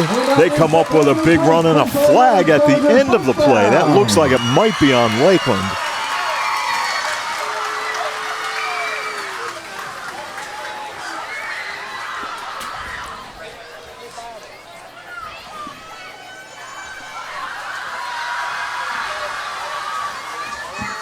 There's a flag down at the spot of the tackle. Now the officials will get together to talk things over at about the 8-yard line. As the flag came out at the conclusion of the play. Officials have picked up the flag. First down, Chargers. Well, Carbondale right now knocking on the door. And the spot of the football is inside the 10-yard line. I think they're going to spot it at the 8. Bruin and Prince in the backfield. It will be Prince taking the handoff, and he falls forward near the 5. Well, we talked about the momentum Carbondale had going into the locker room at halftime after the blocked field goal. And here in the third quarter, it has been all Carbondale as they trail 7-0, but they're looking to punch it into the end zone. And right now, Glenn, when you take a look at what's happening down at the line of scrimmage, that Carbondale offensive line is doing the job. Yes, they are, Steve. They're working hard. The official spot of the football is at the 6. Bruin goes in motion. Toss play to Orms. Makes the cut. Orms in a lot of traffic.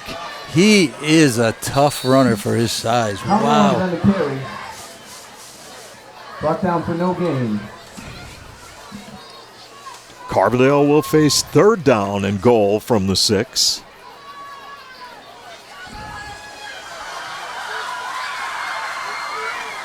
And the clock running with 7.5 to play here in the third.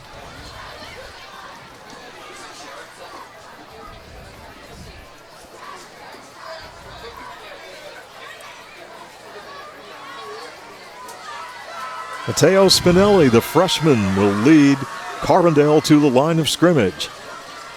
And here they come. Daniel Gonzalez is wide along with DeBarry on the far side. And it will be Barron rolling out, and he will look to turn it upfield. He's short of the goal line. On the keeper. And he's at about the 3-yard line. So now, fourth down and goal from the 3. Glenn, do you bring your field goal unit out onto the field and take 3, or do you try to punch it in? This has been your best drive of the night. Well, I don't know how many more. I don't know how many more you're going to get. How many more chances are you going to get? So Jeff Arthur has confidence in his offense because they have the momentum here in the third quarter. And here they come to the line of scrimmage. Big play in the football game. Mason Barron sets them down. He will roll out, coming near side. He's looking end zone. Touchdown. Looks like Alexander made the catch.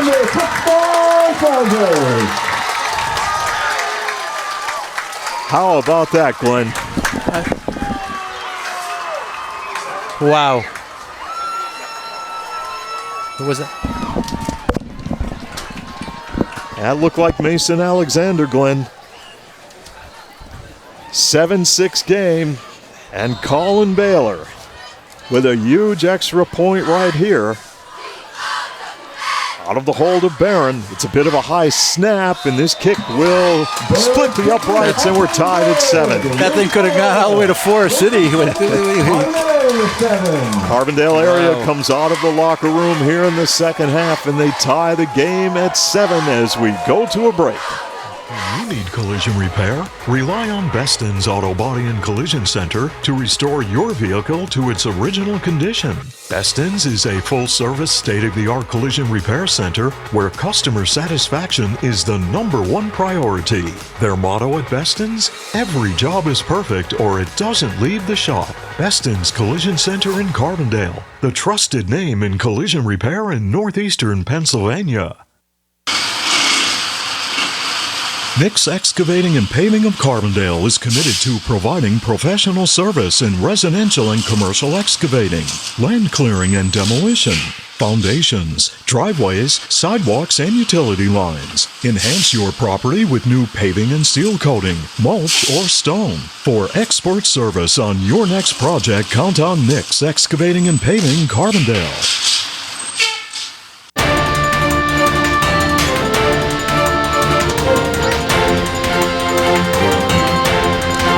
Welcome back to Carbondale and the Andrew J. Serra Sports Complex, where we are tied at 7. Chargers and the Chiefs here in week number 2. Carbondale now will tee it up as Baylor will kick off. And this sidewinding kick will roll out of... Does it roll into the end zone for a touchback? Yes. Yep. And Lakeland, tied now at 7 with Carbondale, will go back on offense. We'll see what head coach Dave Pawarczyk has in his offensive bag of tricks here tonight. Well, I wouldn't be surprised if Lakeland doesn't they open it up. You'll see Nanowitz throwing the ball.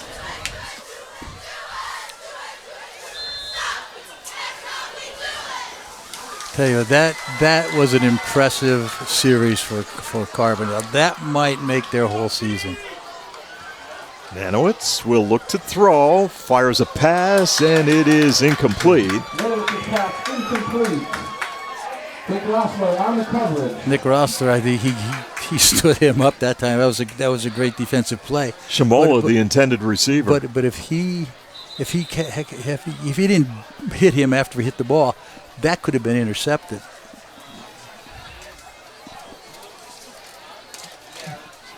Timeout. Oh, injury.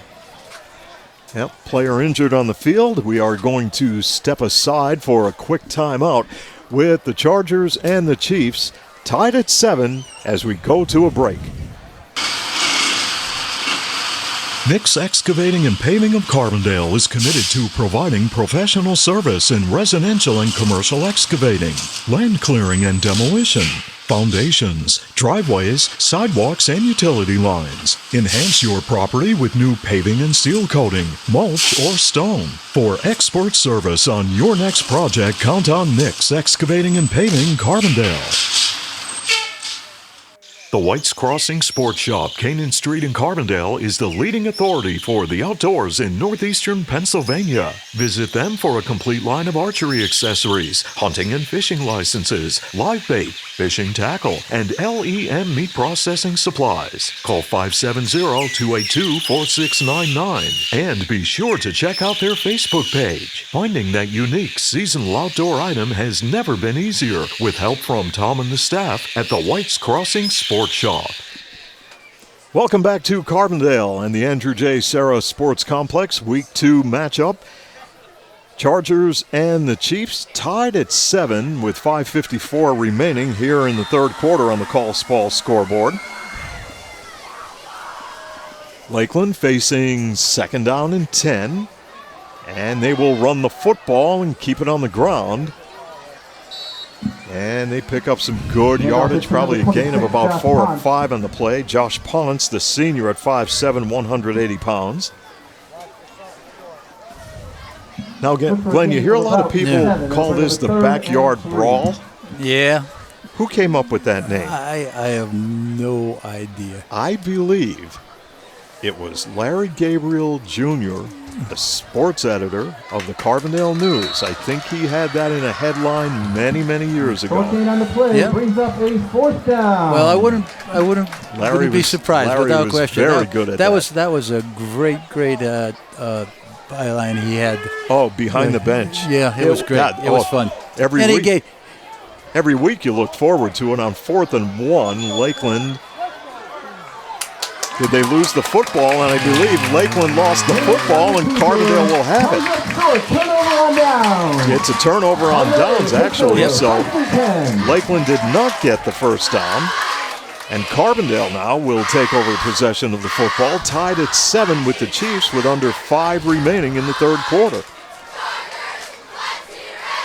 Folks, for those of you who remember the Carbondale newspaper, it was a weekly newspaper, and Larry Gabriel Jr. had the column Behind the Bench, and he always had very interesting columns each and every week about high school sports. And about kids. Yes. Which was important. Chargers go to work now with the football, and they will try to run it, and Orm's right there with nowhere to go. Andrew Gelderman on the stop. Gelderman having a great night defensively at linebacker for the Chiefs. That will result in second down and long yardage. Football spotted at the 35-yard line. Well, right here, it is very important for Carbondale to be smart and hang on to the football and keep the momentum they have. They give it once again to the tailback Orms, and he struggles for a short gain. Right away. Brings up third down.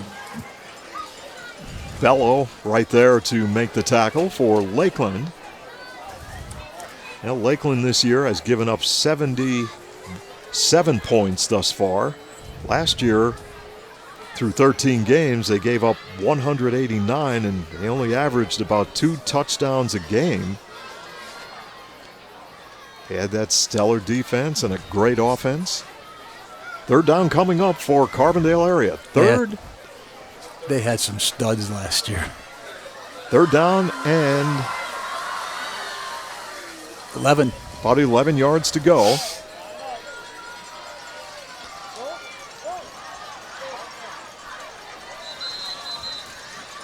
Now we do have a whistle and another timeout. We will take another break and come right back after the timeout with the third down play as we are tied at 7, Lakeland and Carbondale on the Call Spall scoreboard. Insurance is more than just a policy. It's knowing that you are properly covered to protect all the assets you have worked so hard to acquire over the years. For over 50 years, McGovern Insurance has fulfilled the needs and expectations of families and businesses in the greater Carbondale area. McGovern Insurance Agency specializes in auto, home, commercial, and life insurance. Call for a competitive quote and superior service at 282-1170. Your protection comes first at McGovern Insurance Agency, 26th Avenue, Carbondale. As well as our marching soldiers.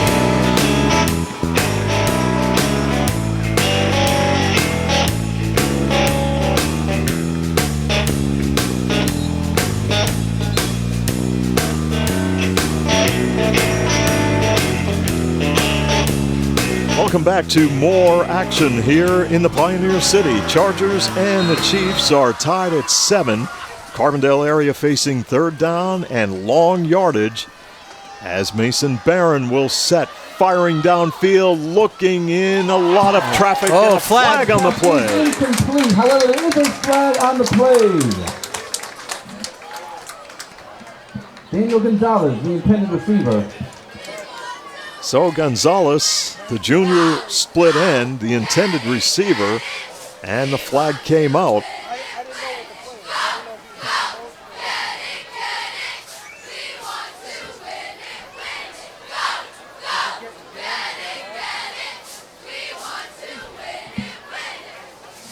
Rolling his pass interference on Lakeland.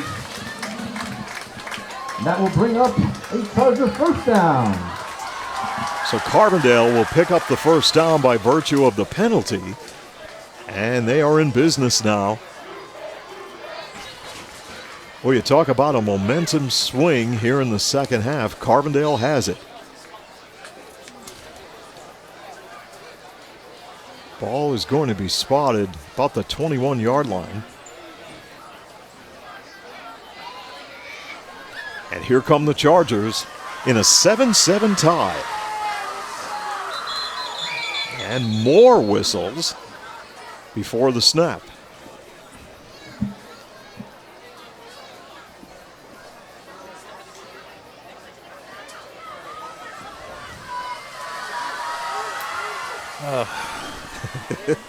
Awful lot of conferences here with these officials.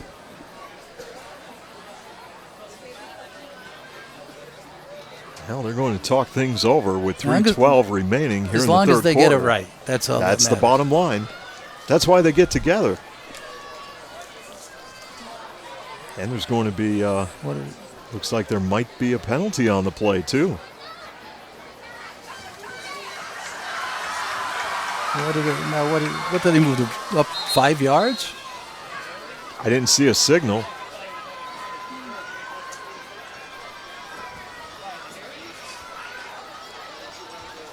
It doesn't make any sense to what's going on there. Oh. Carbondale at the line of scrimmage. They're ready to go. There's the whistle.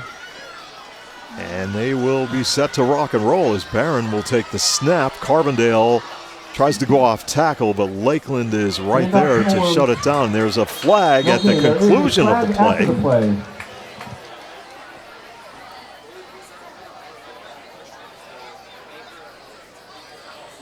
What do we got?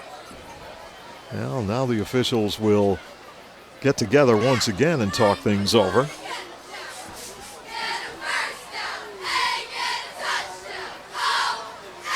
It's a personal foul against Lakeland. Wow. You know, I saw something in the middle of that pile there. Just at the end of the play, the Orms, I think, was trying to get out of the huddle, and I don't know what happened there. See if Lakeland or if Carbondale could take advantage of the penalty by Lakeland.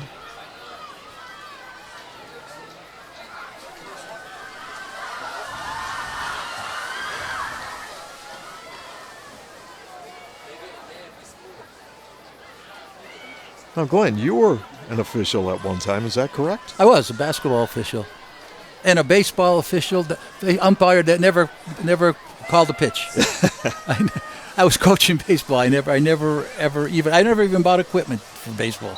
Second down and more whistles. Let's find out what's happening here.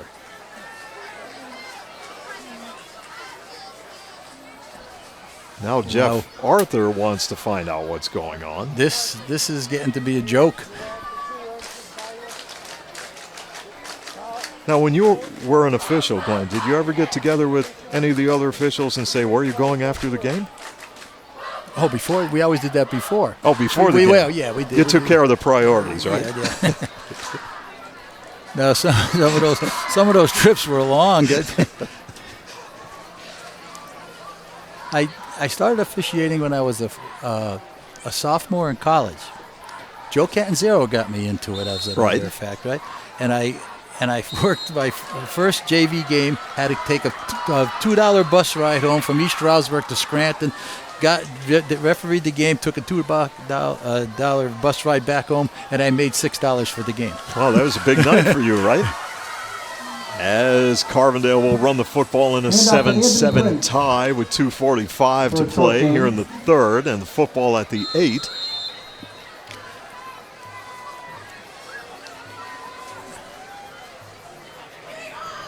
Now we should have a timeout, as the Carbondale area Chargers are going to talk things over. On third down and about 2 yards to go. Carbondale with a big possession. I mean, Glenn, right here with 2:40 remaining, the way Carbondale is playing, the way the momentum has changed, they could punch a score into the end zone. That is huge. That would be huge. And right there, I'd let Baylor go. I was just thinking of that. I would let him go now. If it comes down to fourth down, and you can't now, do you gamble and you end up in a 7-7 tie, or do you go for money with Baylor? Because you know Baylor is like money in the bank from that range. Actually not a timeout, injury timeout. He had enough leg on that to probably kick it from a little bit further back than where that player is down now. Yeah, cramp. That looks like a cramp, right? What? So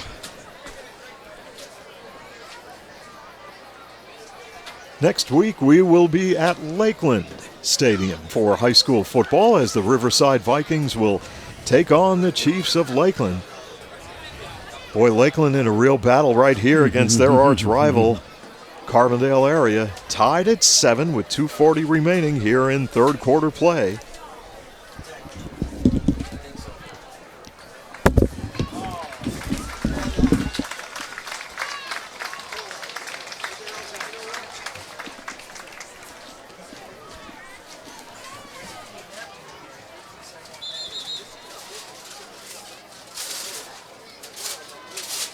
And during the injury timeout, Carbondale area had the chance to come over and talk with their coaching staff and talk things over. So here we go with the third down play as Carbondale is at the line of scrimmage. Bruin and Orms in the backfield. It will be Bruin taking the handoff, but he is stacked up. He might have lost the football. Short loss on the play brings up a fourth down. Fourth down coming up, and look who's coming out on the field, Glenn. Yep. So Carbondale area will attempt a field goal. The official spot of the football looks like it's at about the 13. This will be a 23-yarder. Out of the hold of Mason Barron. Low snap. Here's the kick. Carbondale has the lead. It is a 10-7 Charger lead with 1:46 remaining as we go to a break on Adams Cable High School Football. Today, we customize everything. So why not customize your video choices with Echo Stream, the full-featured video service powered by Adams Broadband. Just install the Echo Stream app on your compatible streaming devices. Then watch with features like Look Back and Restart, plus Cloud DVR to record all of your favorite programs. Powered by fast, reliable Adams Broadband and smart Wi-Fi.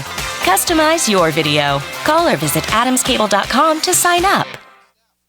You deserve expert heating, cooling, and plumbing service. So, just call Spall. T.E. Spall & Son has been serving northeastern Pennsylvania with expert customer service for 38 years in all phases of residential and commercial heating, cooling, and plumbing. So just call Spall for the expert service you deserve. Visit them at callspall.com. For service, remember, just call Spall.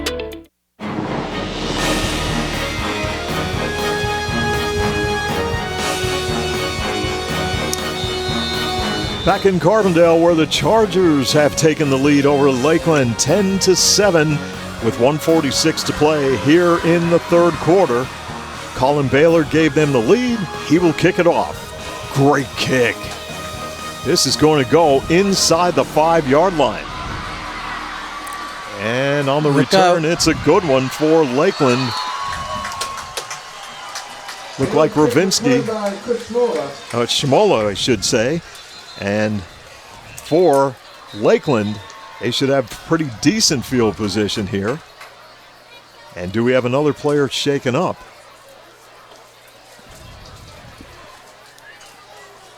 So we've had a lot of stoppage in play here in this second half of tonight's game.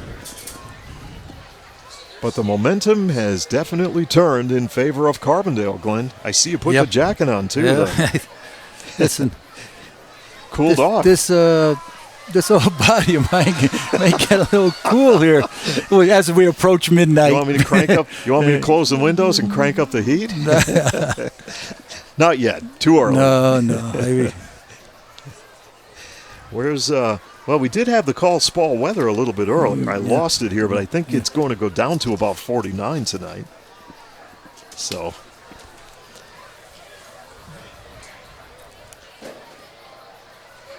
Lakeland Carbondale battling here in week number 2. They've had a lot of memorable games over the years, but Lakeland has won the last 4. But here tonight, Carbondale trying to snap that streak with a very young football team. But, boy, it seems like in this ball game they've really grown, Glenn. Yep. They're defensively. And now the offense has got some momentum. They're getting good field position, and they had 2 solid runs at the end zone. They got a touchdown. The field goal there was no doubt about the field goal. So everything is looking good. Now you have to finish the game. You have to learn how to win. Yep. A lot of it will come down to things like clock management. That's something you basically have to learn also. It is a long third quarter. Wow. It was moving along at a very rapid pace, and then a lot of stoppage in play. So with Carbondale up 10-7 with 1:37 remaining. We'll talk a little bit about college football coming up. Glenn, how about that? Well, yeah. It's going to be interesting. The Big Ten, I'm a Penn State fan. My daughter and her family are Notre Dame fans, but they don't play each other. So they're out there. As a matter of fact, they're out there this weekend for a football game. Lakeland from the 38. They will go with the ground game, and Shimola has it, trying to get the corner. And he is taken down in front of the Carbondale bench, but he picks up a first down to keep the drive going for the Chiefs. Now let's check it. Second down.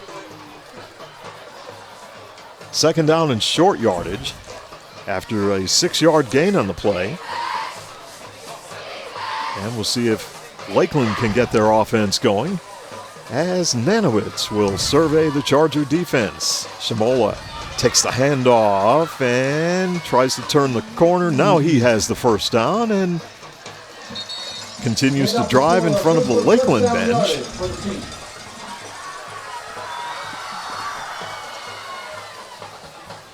New set of downs now coming up for the Chiefs.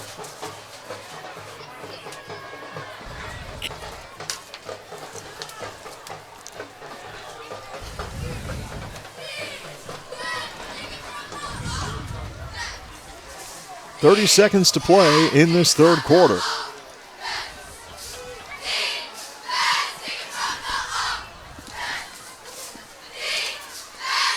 And Nanowitz will hand it off, and here comes Shimola trying to turn the corner, and inside the 40, he is drilled on the play.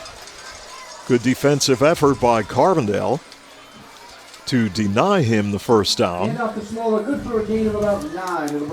Second down and short yardage, and that will bring an end to quarter number 3 here in Carbondale as the Chargers take a 3-point lead at the end of 3 over Lakeland, 10-7, back with the fourth quarter after this timeout on Adams Cable High School Football. Are you looking for the perfect flooring for your home, lifestyle, and budget? Visit Tom's Flooring Shop and Childs for the latest advancements in flooring to enhance the rooms in your home. The staff at Tom's Flooring Shop will help you style your home in contemporary elegance and classic beauty with name brand carpeting, hardwood, luxury vinyl, and professional installation. For residential and commercial flooring, all roads lead to where great floors begin at Tom's Flooring Shop, exit 6 off the Casey Highway in Childs. Providing the ultimate in professional service is a tradition at Lawrence A. Gabriel Funeral Home and Cremation Services Incorporated, Carbondale. For more than 50 years, families in Carbondale and its surrounding area have used our 2 Hospital Street and 74 North Main Street locations for a traditional service, cremation or memorial services, or a service of personal preference. Contact Lawrence A. Gabriel Funeral Home and Cremation Services Incorporated to handle every detail. Back in Carbondale, Lakeland with the football as they will go with the ground game, and look like Josh Ponce getting the carry. And he picks up a lot of yardage to keep the drive going with a first down, and now Lakeland will be knocking on the door as we start fourth quarter action. Well, Glenn, Lakeland gets some momentum, and now we'll see what they could do. Well, they've got it going on the ground and through the air. Their offensive line is really blocking well. Nanowitz on the toss play. Shimola turning the corner, lowers the shoulder, and drives on the far side of the field. Good for a gain of about 5. Second down coming up for the Chiefs as they trail 10-7. If you're just tuning in, Lakeland got out to a quick start, took the opening kickoff, marched down the field, put 7 points on the scoreboard, but thus far they have been denied the end zone as Shimola runs the football with the flags on the play. There's a flag on the play. Holding. I think I see the official on the There it is. Line. Yep. Holding against the Chiefs.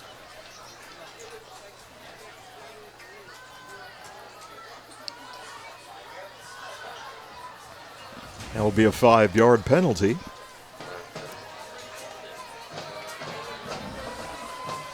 A 10-yard penalty.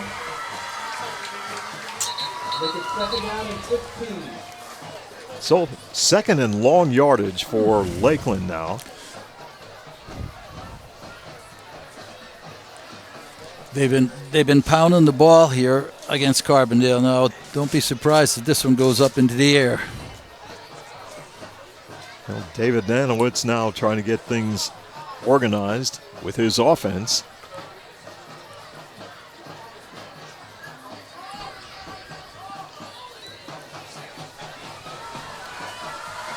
As the officials have a conference, as time is now stopped with 10:32 to play here in the fourth. And the Chargers up by 3, 10-7 on a field goal by Colin Baylor.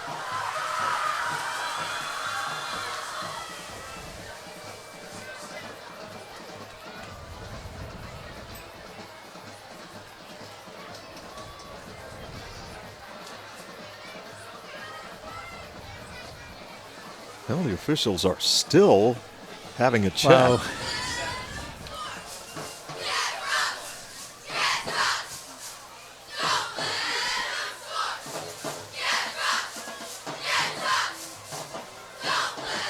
Now, what is that? The official just threw the flag on the ground now. What's going on here?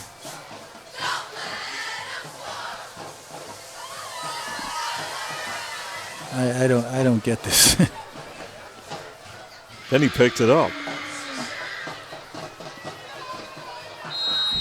Well, second down and long for the Chiefs now that we are getting back to more action as David Nanowitz will await the snap.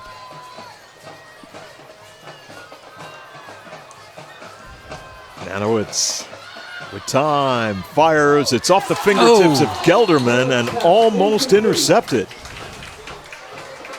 That was almost picked off by Carbondale area's Ethan Bruin. He had a shot at it. 10:13 to play here in the fourth quarter on the Call Spall scoreboard.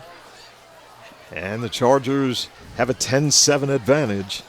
And Lakeland now facing third down and 15 yards to go. Rovinski will be lined up and ready to go. There's a pass far side. Touchdown. Who caught that? Couldn't catch it in the corner, Glenn. Lakeland takes a 13-10 lead. I'm going to say Smith, number 9. So Lakeland comes up with a big pass play, and they take a 13-10 lead over Carbondale. With 10:06 remaining.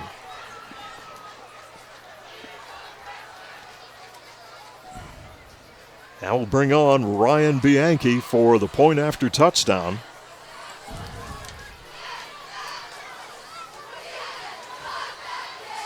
Now the snap, and the kick is blocked by Carbondale. And with 10:06 remaining, Lakeland gets back into the end zone, and they take a 3-point lead over the Chargers as we go to a timeout. When it comes to keeping your vehicle maintained and problem-free, Jerry's Tire and Auto Service in Carbondale has you covered. Call Jerry's for brake service, oil changes, state inspections, quality tires, wheel alignment, and rotation to enhance your vehicle's performance. I'm Jerry Jablonowski. Call 282 Tire for dependable automotive service in name brand tires at Jerry's Tire and Auto Service in Carbondale. What does it mean to be an expert? Does it mean getting the job done right? Or being able to pinpoint a problem and quickly find a solution? Whatever the meaning, the team in NJS are your experts in hydraulic and pneumatic components. So whether you need a custom hose built on the spot or a cylinder repaired from the ground up, the experts at NJS are there when you need them. And with the area's largest hose and fittings warehouse, NJS has thousands of the parts you need in stock and ready to go. NJS Route 6 Mayfield, online at njsco.com. NJS is proud to call this area home and proud to sponsor our area athletes on Adams Cable Channel 7. Kind of a short kick by Lakeland. It's going to bounce around and be picked up by a Charger, and then he's drilled on the play. And Lakeland's got the football. Wow.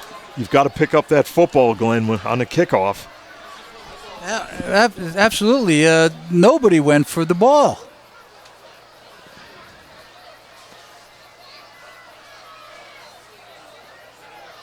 Now the officials are going to get together once again and talk things over.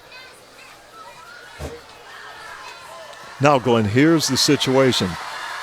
If you're Carbondale on that kickoff and you get the ball, you're down by 3. You're within striking distance because of Baylor. Sure. Now, you cannot give up another score here to Lakeland. If you give up another score, you're in trouble. 10:04 remaining in the fourth quarter. Lakeland 13, Carbondale 10. I don't understand why Carbondale did not come up and get that ball. It looked like Lakeland had recovered the football. Well, you see what happened. I don't know who it was, but the Carbondale player bent down like this instead of falling on it. He bent down to pick it. All you have to do is recover it. They're picking the flag up, so that's Lakeland's ball.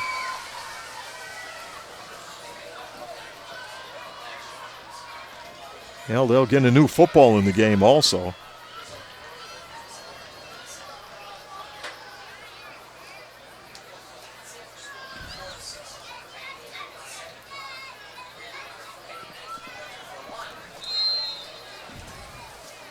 The only other thing I could say if it wasn't Lakeland's ball is because maybe his knee was down.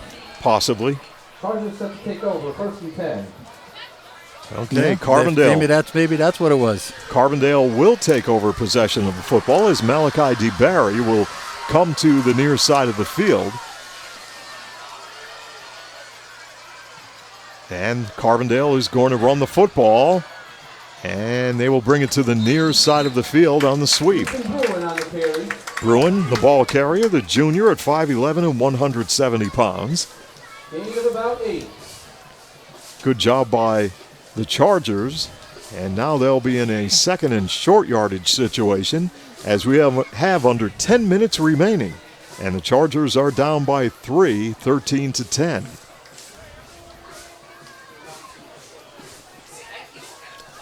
This time, Gonzalez is a wide out on the bottom of your screen. And did Barron lose the handle on it on the exchange?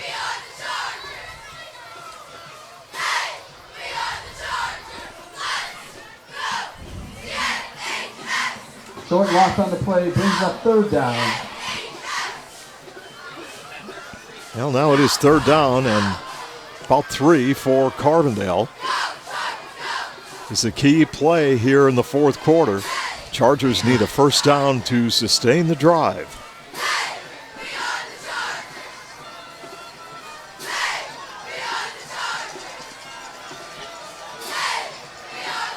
Mason Barron set to run the offense.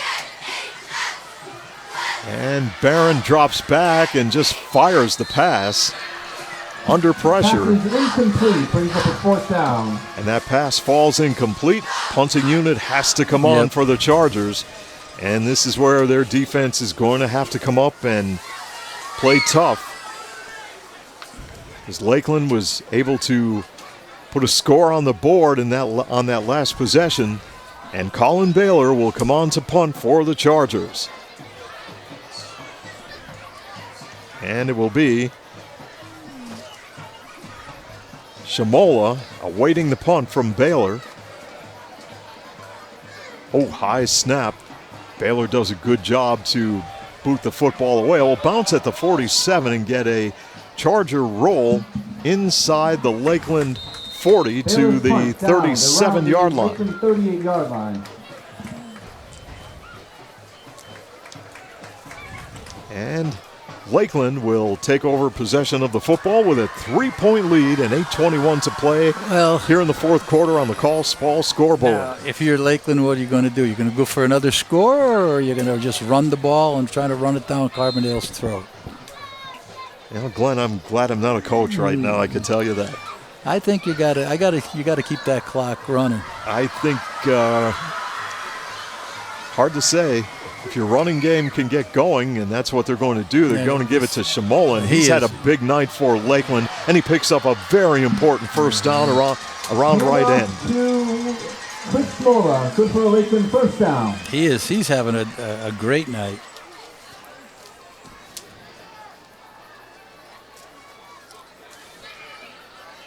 So that will keep the clock running as we near the 8-minute mark left. And we'll see if head coach Dave Pawarczyk will elect to keep running the football and kill the clock with a 3-point lead over the Chargers here in the Pioneer City. Nanowitz will hand it off again. And there he goes inside the 40. Hand off to Shamola. Shamola once again. He's putting Lakeland on his shoulders. He's been the go-to guy here in the second half. Going to bring up a second and short for the team.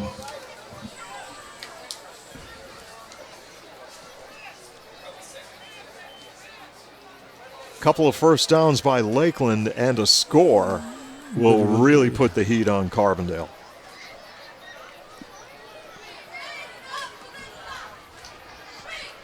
Second and 2. Shamola once again. He's got the first down. Hand off to Shamola. Oh, Glenn, right here, this kind of takes you back to days gone by when high school football teams would get the lead in a tight game, and they would just run the football. And Big Ten.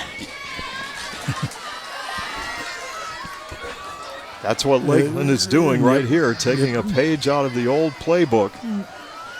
3-point lead, 13-10, clock running. And they will hand it off. That was Ponce. Handoff is to Ponce. Josh Ponce, 5'7", 180-pound senior. Saw him frequently last year, getting playing time for Lakeland. Key factor right now is the clock. It continues to run. Carbondale has to make a stop here without giving them a first down. if they want any chance in this game. But you notice Lakeland's running wide and they're getting outside. Exactly 6 minutes left, and Lakeland will run the football once again as Nanowitz hands it off. Ponce right up the middle. Max Irvitz in on the stop.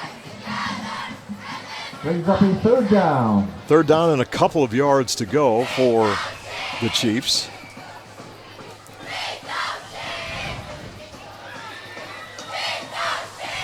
Rosenkrantz is a wide out on the near side. But right here, the Chiefs with clock management as they go to Schmola around the far side, and a flag at the conclusion of the play. There is a flag at the end of the play. Well, they pick up the first down. Big key is, Glenn, you want to try to stay in bounds, and but there is a flag on the play also. And could be a player shaken up. There was a flag, though. Maybe a late hit. I don't know, what do we got? Personal foul? Yep. There it is. Oh. Against Lakeland? Wow. That hurts if you're the Chiefs. Last couple of years, though, Lakeland used to pile up the penalties and somehow still come out winning games. That's tough. Well, in a tight game, though, that could be devastating. Penalty is against Lakeland. It will bring up a third and about 8. Now it's third down and 8. That changes the situation.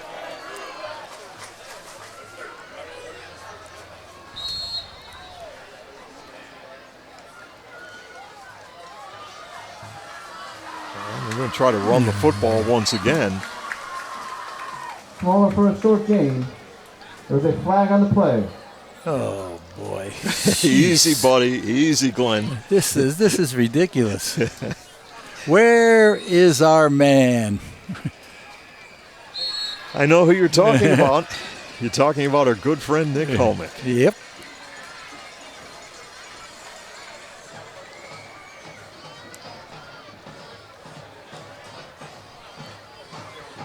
Well, it's actually Glenn going to move the football again.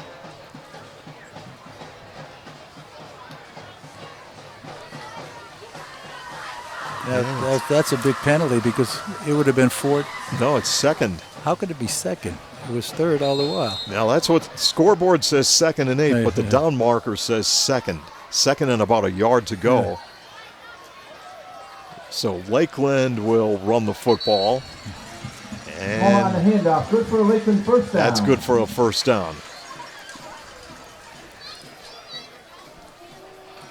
13-10 if you're just tuning in. The Chiefs have the lead and the football with 4:45 remaining here in the fourth quarter. Lakeland doing a great job with clock management late here in the football game as Nanowitz will await the snap. And they will hand it off. Schmola once again taken down. Short gain on the play. Brought down by Alexander. But the key factor right now is the clock. Yeah. And the Chiefs are going to be in no hurry to get to the line of scrimmage.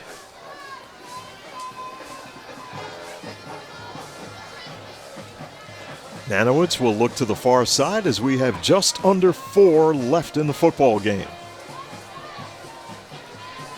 Second down and 9 coming up for the Lakeland offense.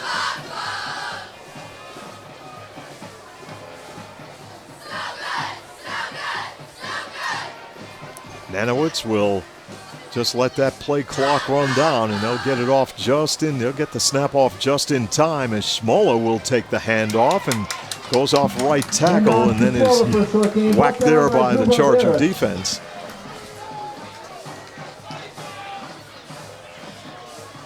No gain on that one either. Boy, Lakeland has chewed up a lot of time off the clock here in the fourth.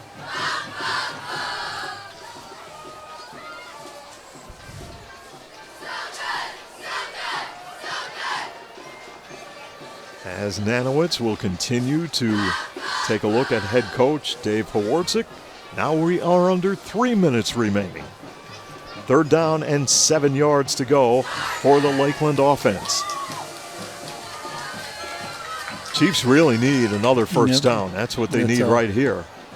We'll see who will get the call. Shimola, and he is going to try to turn the corner, and he's fighting for a first down. I don't think he got it. Handoff is to Shimola. Solid gain on the play, but still bring up a Lakeland 4th down. 4th down and about 3 with 2:22 on the clock. No, Glenn, big call right here if you're Lakeland. I'd give it to him. I'd give it to Shmola again, and I'd run the same play. Maybe this side now, because you got the open area, you got the short side, the field over there. Maybe he comes this way now. 2 minutes remaining in the football game.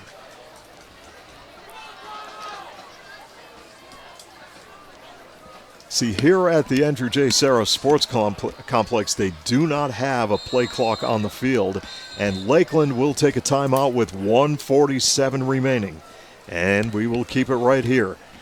So, Glenn, this is winding right down with the Chiefs up by 3, 13-10. The Chiefs took a play clock right down. They called a timeout with 1:47 remaining, and it's going to be 4th down and 3 when play resumes. Well, I got to give Carbondale a lot of credit. I mean, they came out that second half. They played well. But you have a veteran quarterback like Nanowitz, and Shimola, he just put the team on his shoulders for this whole second half, and he's really doing a job. He's got 13, 25, 39, 42 yards just in this last quarter. Well, we will have our call of the game coming up with Glenn Muskowski in just a moment. So the Chiefs are talking things over offensively. 4th down and 3, they pick up a first down here, and they could put it in the win column. If the Chargers do come up with a big defensive play and take over on downs, do they have enough offensive firepower to quickly get it within field goal range for Colin Baylor?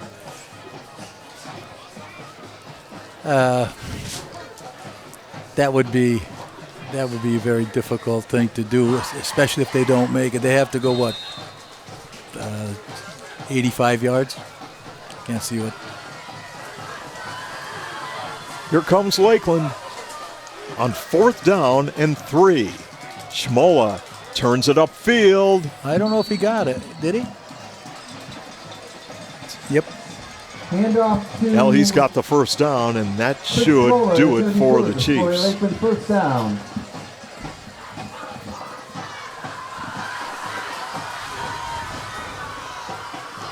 Well, for Lakeland, Chris Shmola does the job carrying the football, and clock management by this team really did a number on Carbondale late here in the 4th quarter. They're in an 11-play run here now from their own 37. First down for Lakeland with 1:30 left.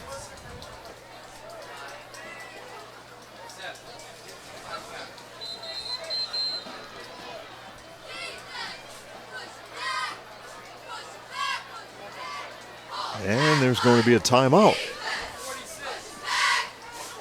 And I think they put some more time on the clock also, Glenn. 1:46 they're putting on the clock now. So we'll keep it right here. And if the Chiefs hang on, well, they will take on a Riverside team next week. They better be ready for them. Now, let's try to check some scores around the area. While you're doing that, Steve, I'd say the call of the game? Call of the game would be the touchdown pass from Nanowitz to Smith that took the lead for Lakeland. Good pass, in the end zone. I'll tell you, he was covered well, but he made the catch, and that was it. So that will be your Call Spall call of the game here tonight in Carbondale.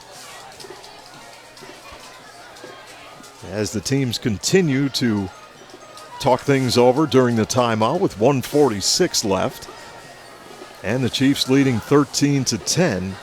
Carbondale has nothing to be ashamed of in this game. No, they played well. They played well, made a few mistakes, but that's going to happen when you're a young team.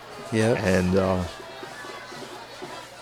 but boy, they certainly did have the momentum going into the locker room at halftime, and when they came out in that third quarter, they got right on the scoreboard quickly, played well. But Lakeland just a little. I think Lakeland had just a little bit too much experience for them. I'd have to agree with you. From leftover from last year. That's what happened. And with 1:46 on the clock, time remaining here in the fourth quarter of play, Lakeland at their own at the Carbondale 13. With Nanowitz handing it off, Schmola running the football, taking defenders with him, and is inside the 5 to about the 3-yard line. Francisco Roman.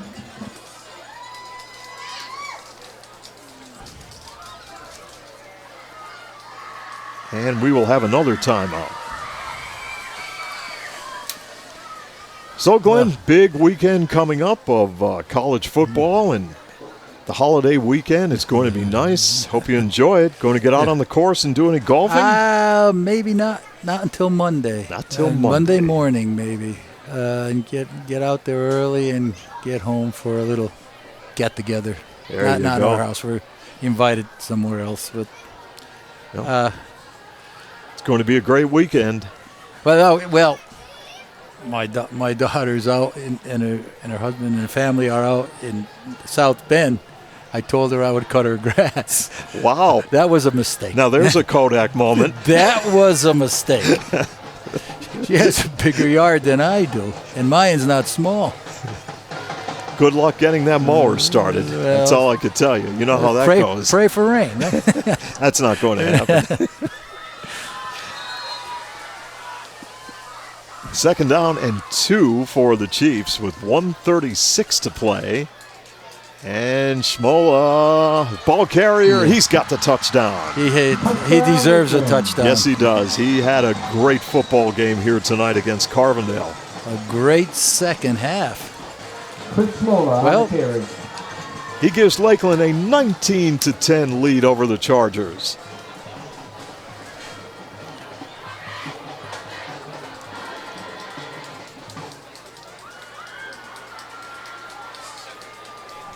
Now for Carbondale, coming up next week, they will be at Hanover area. And last year they won against the Hawkeyes 14-12. As Ryan Bianchi will attempt the extra point, and the line drive kick is good to give the Chiefs a 10-point lead, 20-10 with 1:31 left. We'll be right back with more high school football after this timeout. When you need collision repair, rely on Beston's Auto Body and Collision Center to restore your vehicle to its original condition. Beston's is a full-service, state-of-the-art collision repair center where customer satisfaction is the #1 priority. Their motto at Beston's, every job is perfect or it doesn't leave the shop. Beston's Collision Center in Carbondale, the trusted name in collision repair in northeastern Pennsylvania. Nick's Excavating and Paving of Carbondale is committed to providing professional service in residential and commercial excavating, land clearing and demolition, foundations, driveways, sidewalks, and utility lines. Enhance your property with new paving and seal coating, mulch, or stone. For expert service on your next project, count on Nick's Excavating and Paving Carbondale. Welcome back to the Andrew J. Serra Sports Complex in Carbondale, where the Chiefs have taken the lead over Carbondale 20-10 with 1:31 left here in the fourth quarter. Lakeland will tee up the football and kick off to the Chargers.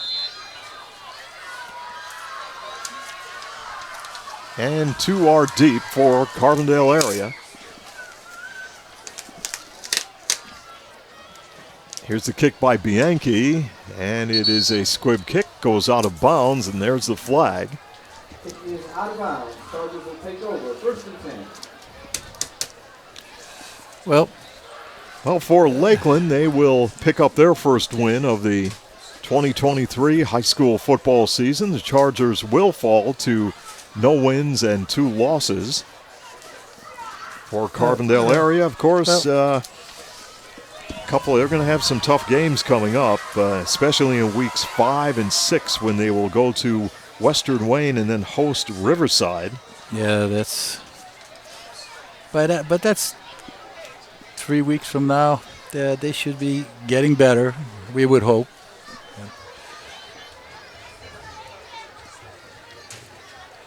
Well, if you look at it, Steve, in that last quarter, Schmoller put Lakeland on his shoulders, did what he had to do. The ground game, he ran like a demon. He's a tough runner, and that's all they needed is him doing what he did, and he deserved to get in the end zone for the 19th point or the 18 points and then the extra point. But he did a real good job.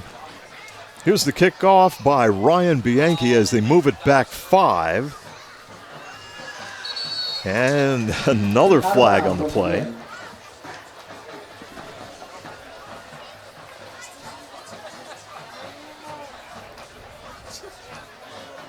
Well, Lakeland kicked off from the 35-yard line that time, and flag came out. Remember a couple of years ago, Glenn, we were at Lakeland and that kept happening? Yep. On the kickoff, the ball kept going out of bounds. 5 more yards, 5 more yards. I think, where were they? Back at the 15 or the 10-yard line with their kickoff? It's amazing what could happen in a high school football sporting event sometimes, folks. This time, from the 30-yard line, they'll try it again. Malachi DeBarry and Francisco Roman are deep for the Chargers.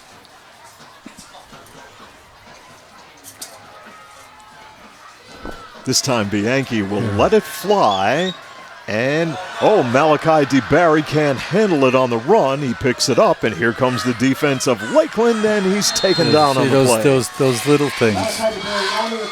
That's what killed Carbondale But in this game. that is something that they will work on. When you're young, that's now they'll go to film, and the coaching staff from Carbondale will work on that. They'll work on it in practice, and each and every week they'll start to get better with that. But catch the ball. Yes. Catch the ball first, then worry about running. And we have another player down on the field with 1:23 left. And play is going to be halted once again.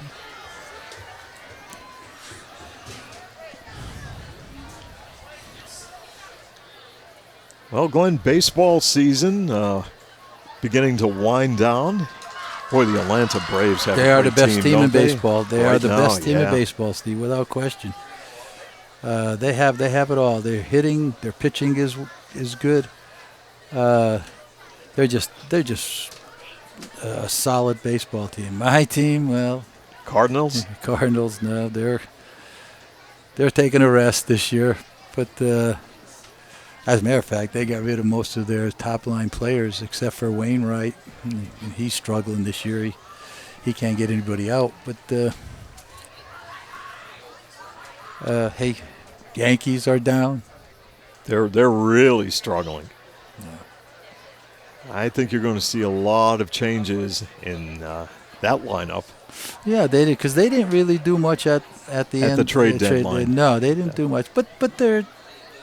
You would think that team. Well, sometimes. Yeah. Well, you take before we move along about the Yankees, it's 20-10. Lakeland leading with $1:23 on the clock as DeBarry was shaken up, but he's coming off the field. Yankees have a lot of issues. They really do, Glenn. The bullpen was used a lot this year. Not enough left-handed hitting. From an athletic standpoint, they don't possess a lot of speed. They do have a little bit here and there, but situational hitting isn't there, and fundamentals were not there this year. You're right. Fundamentals, right? Just wasn't happening for them, and difficult situation. And contracts also. Some contracts that are landlocked, so where do you go? What do you do? The fundamental baseball, Steve, like used to be played, right, where you move the runners, you hit behind the runners, and you bunt and you sacrifice, and this will be Barron on the run. That's no longer in baseball. Nobody knows how to bunt. It's like home run derby. That's what it's like anymore for certain teams. Too much sabermetrics. Yes. I don't even know what half that stuff means. But analytics, right? That's what it's.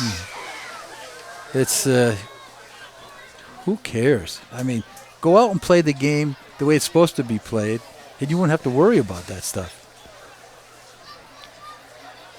But that's what everybody goes by.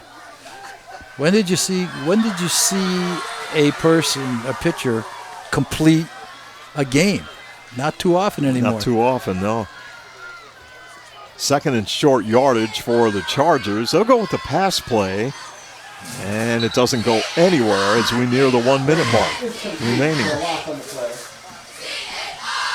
So for Carbondale, their record will fall to no wins and 2 losses here tonight. Good luck to the Chargers as they go on the road. Next week, they will be at Hanover area. And, of course, Lakeland will host Riverside, and we will be there for that game here on Adams Cable Channel 107. I'd like to see Chipola come back with another solid game like he did today. Well, they're going to need that. They're going to need that. They're going to need both. They're going to need both the passing of Nanowitz and the running against Riverside. 25 seconds left in the contest here at the Andrew J. Serra Sports Complex in Carbondale.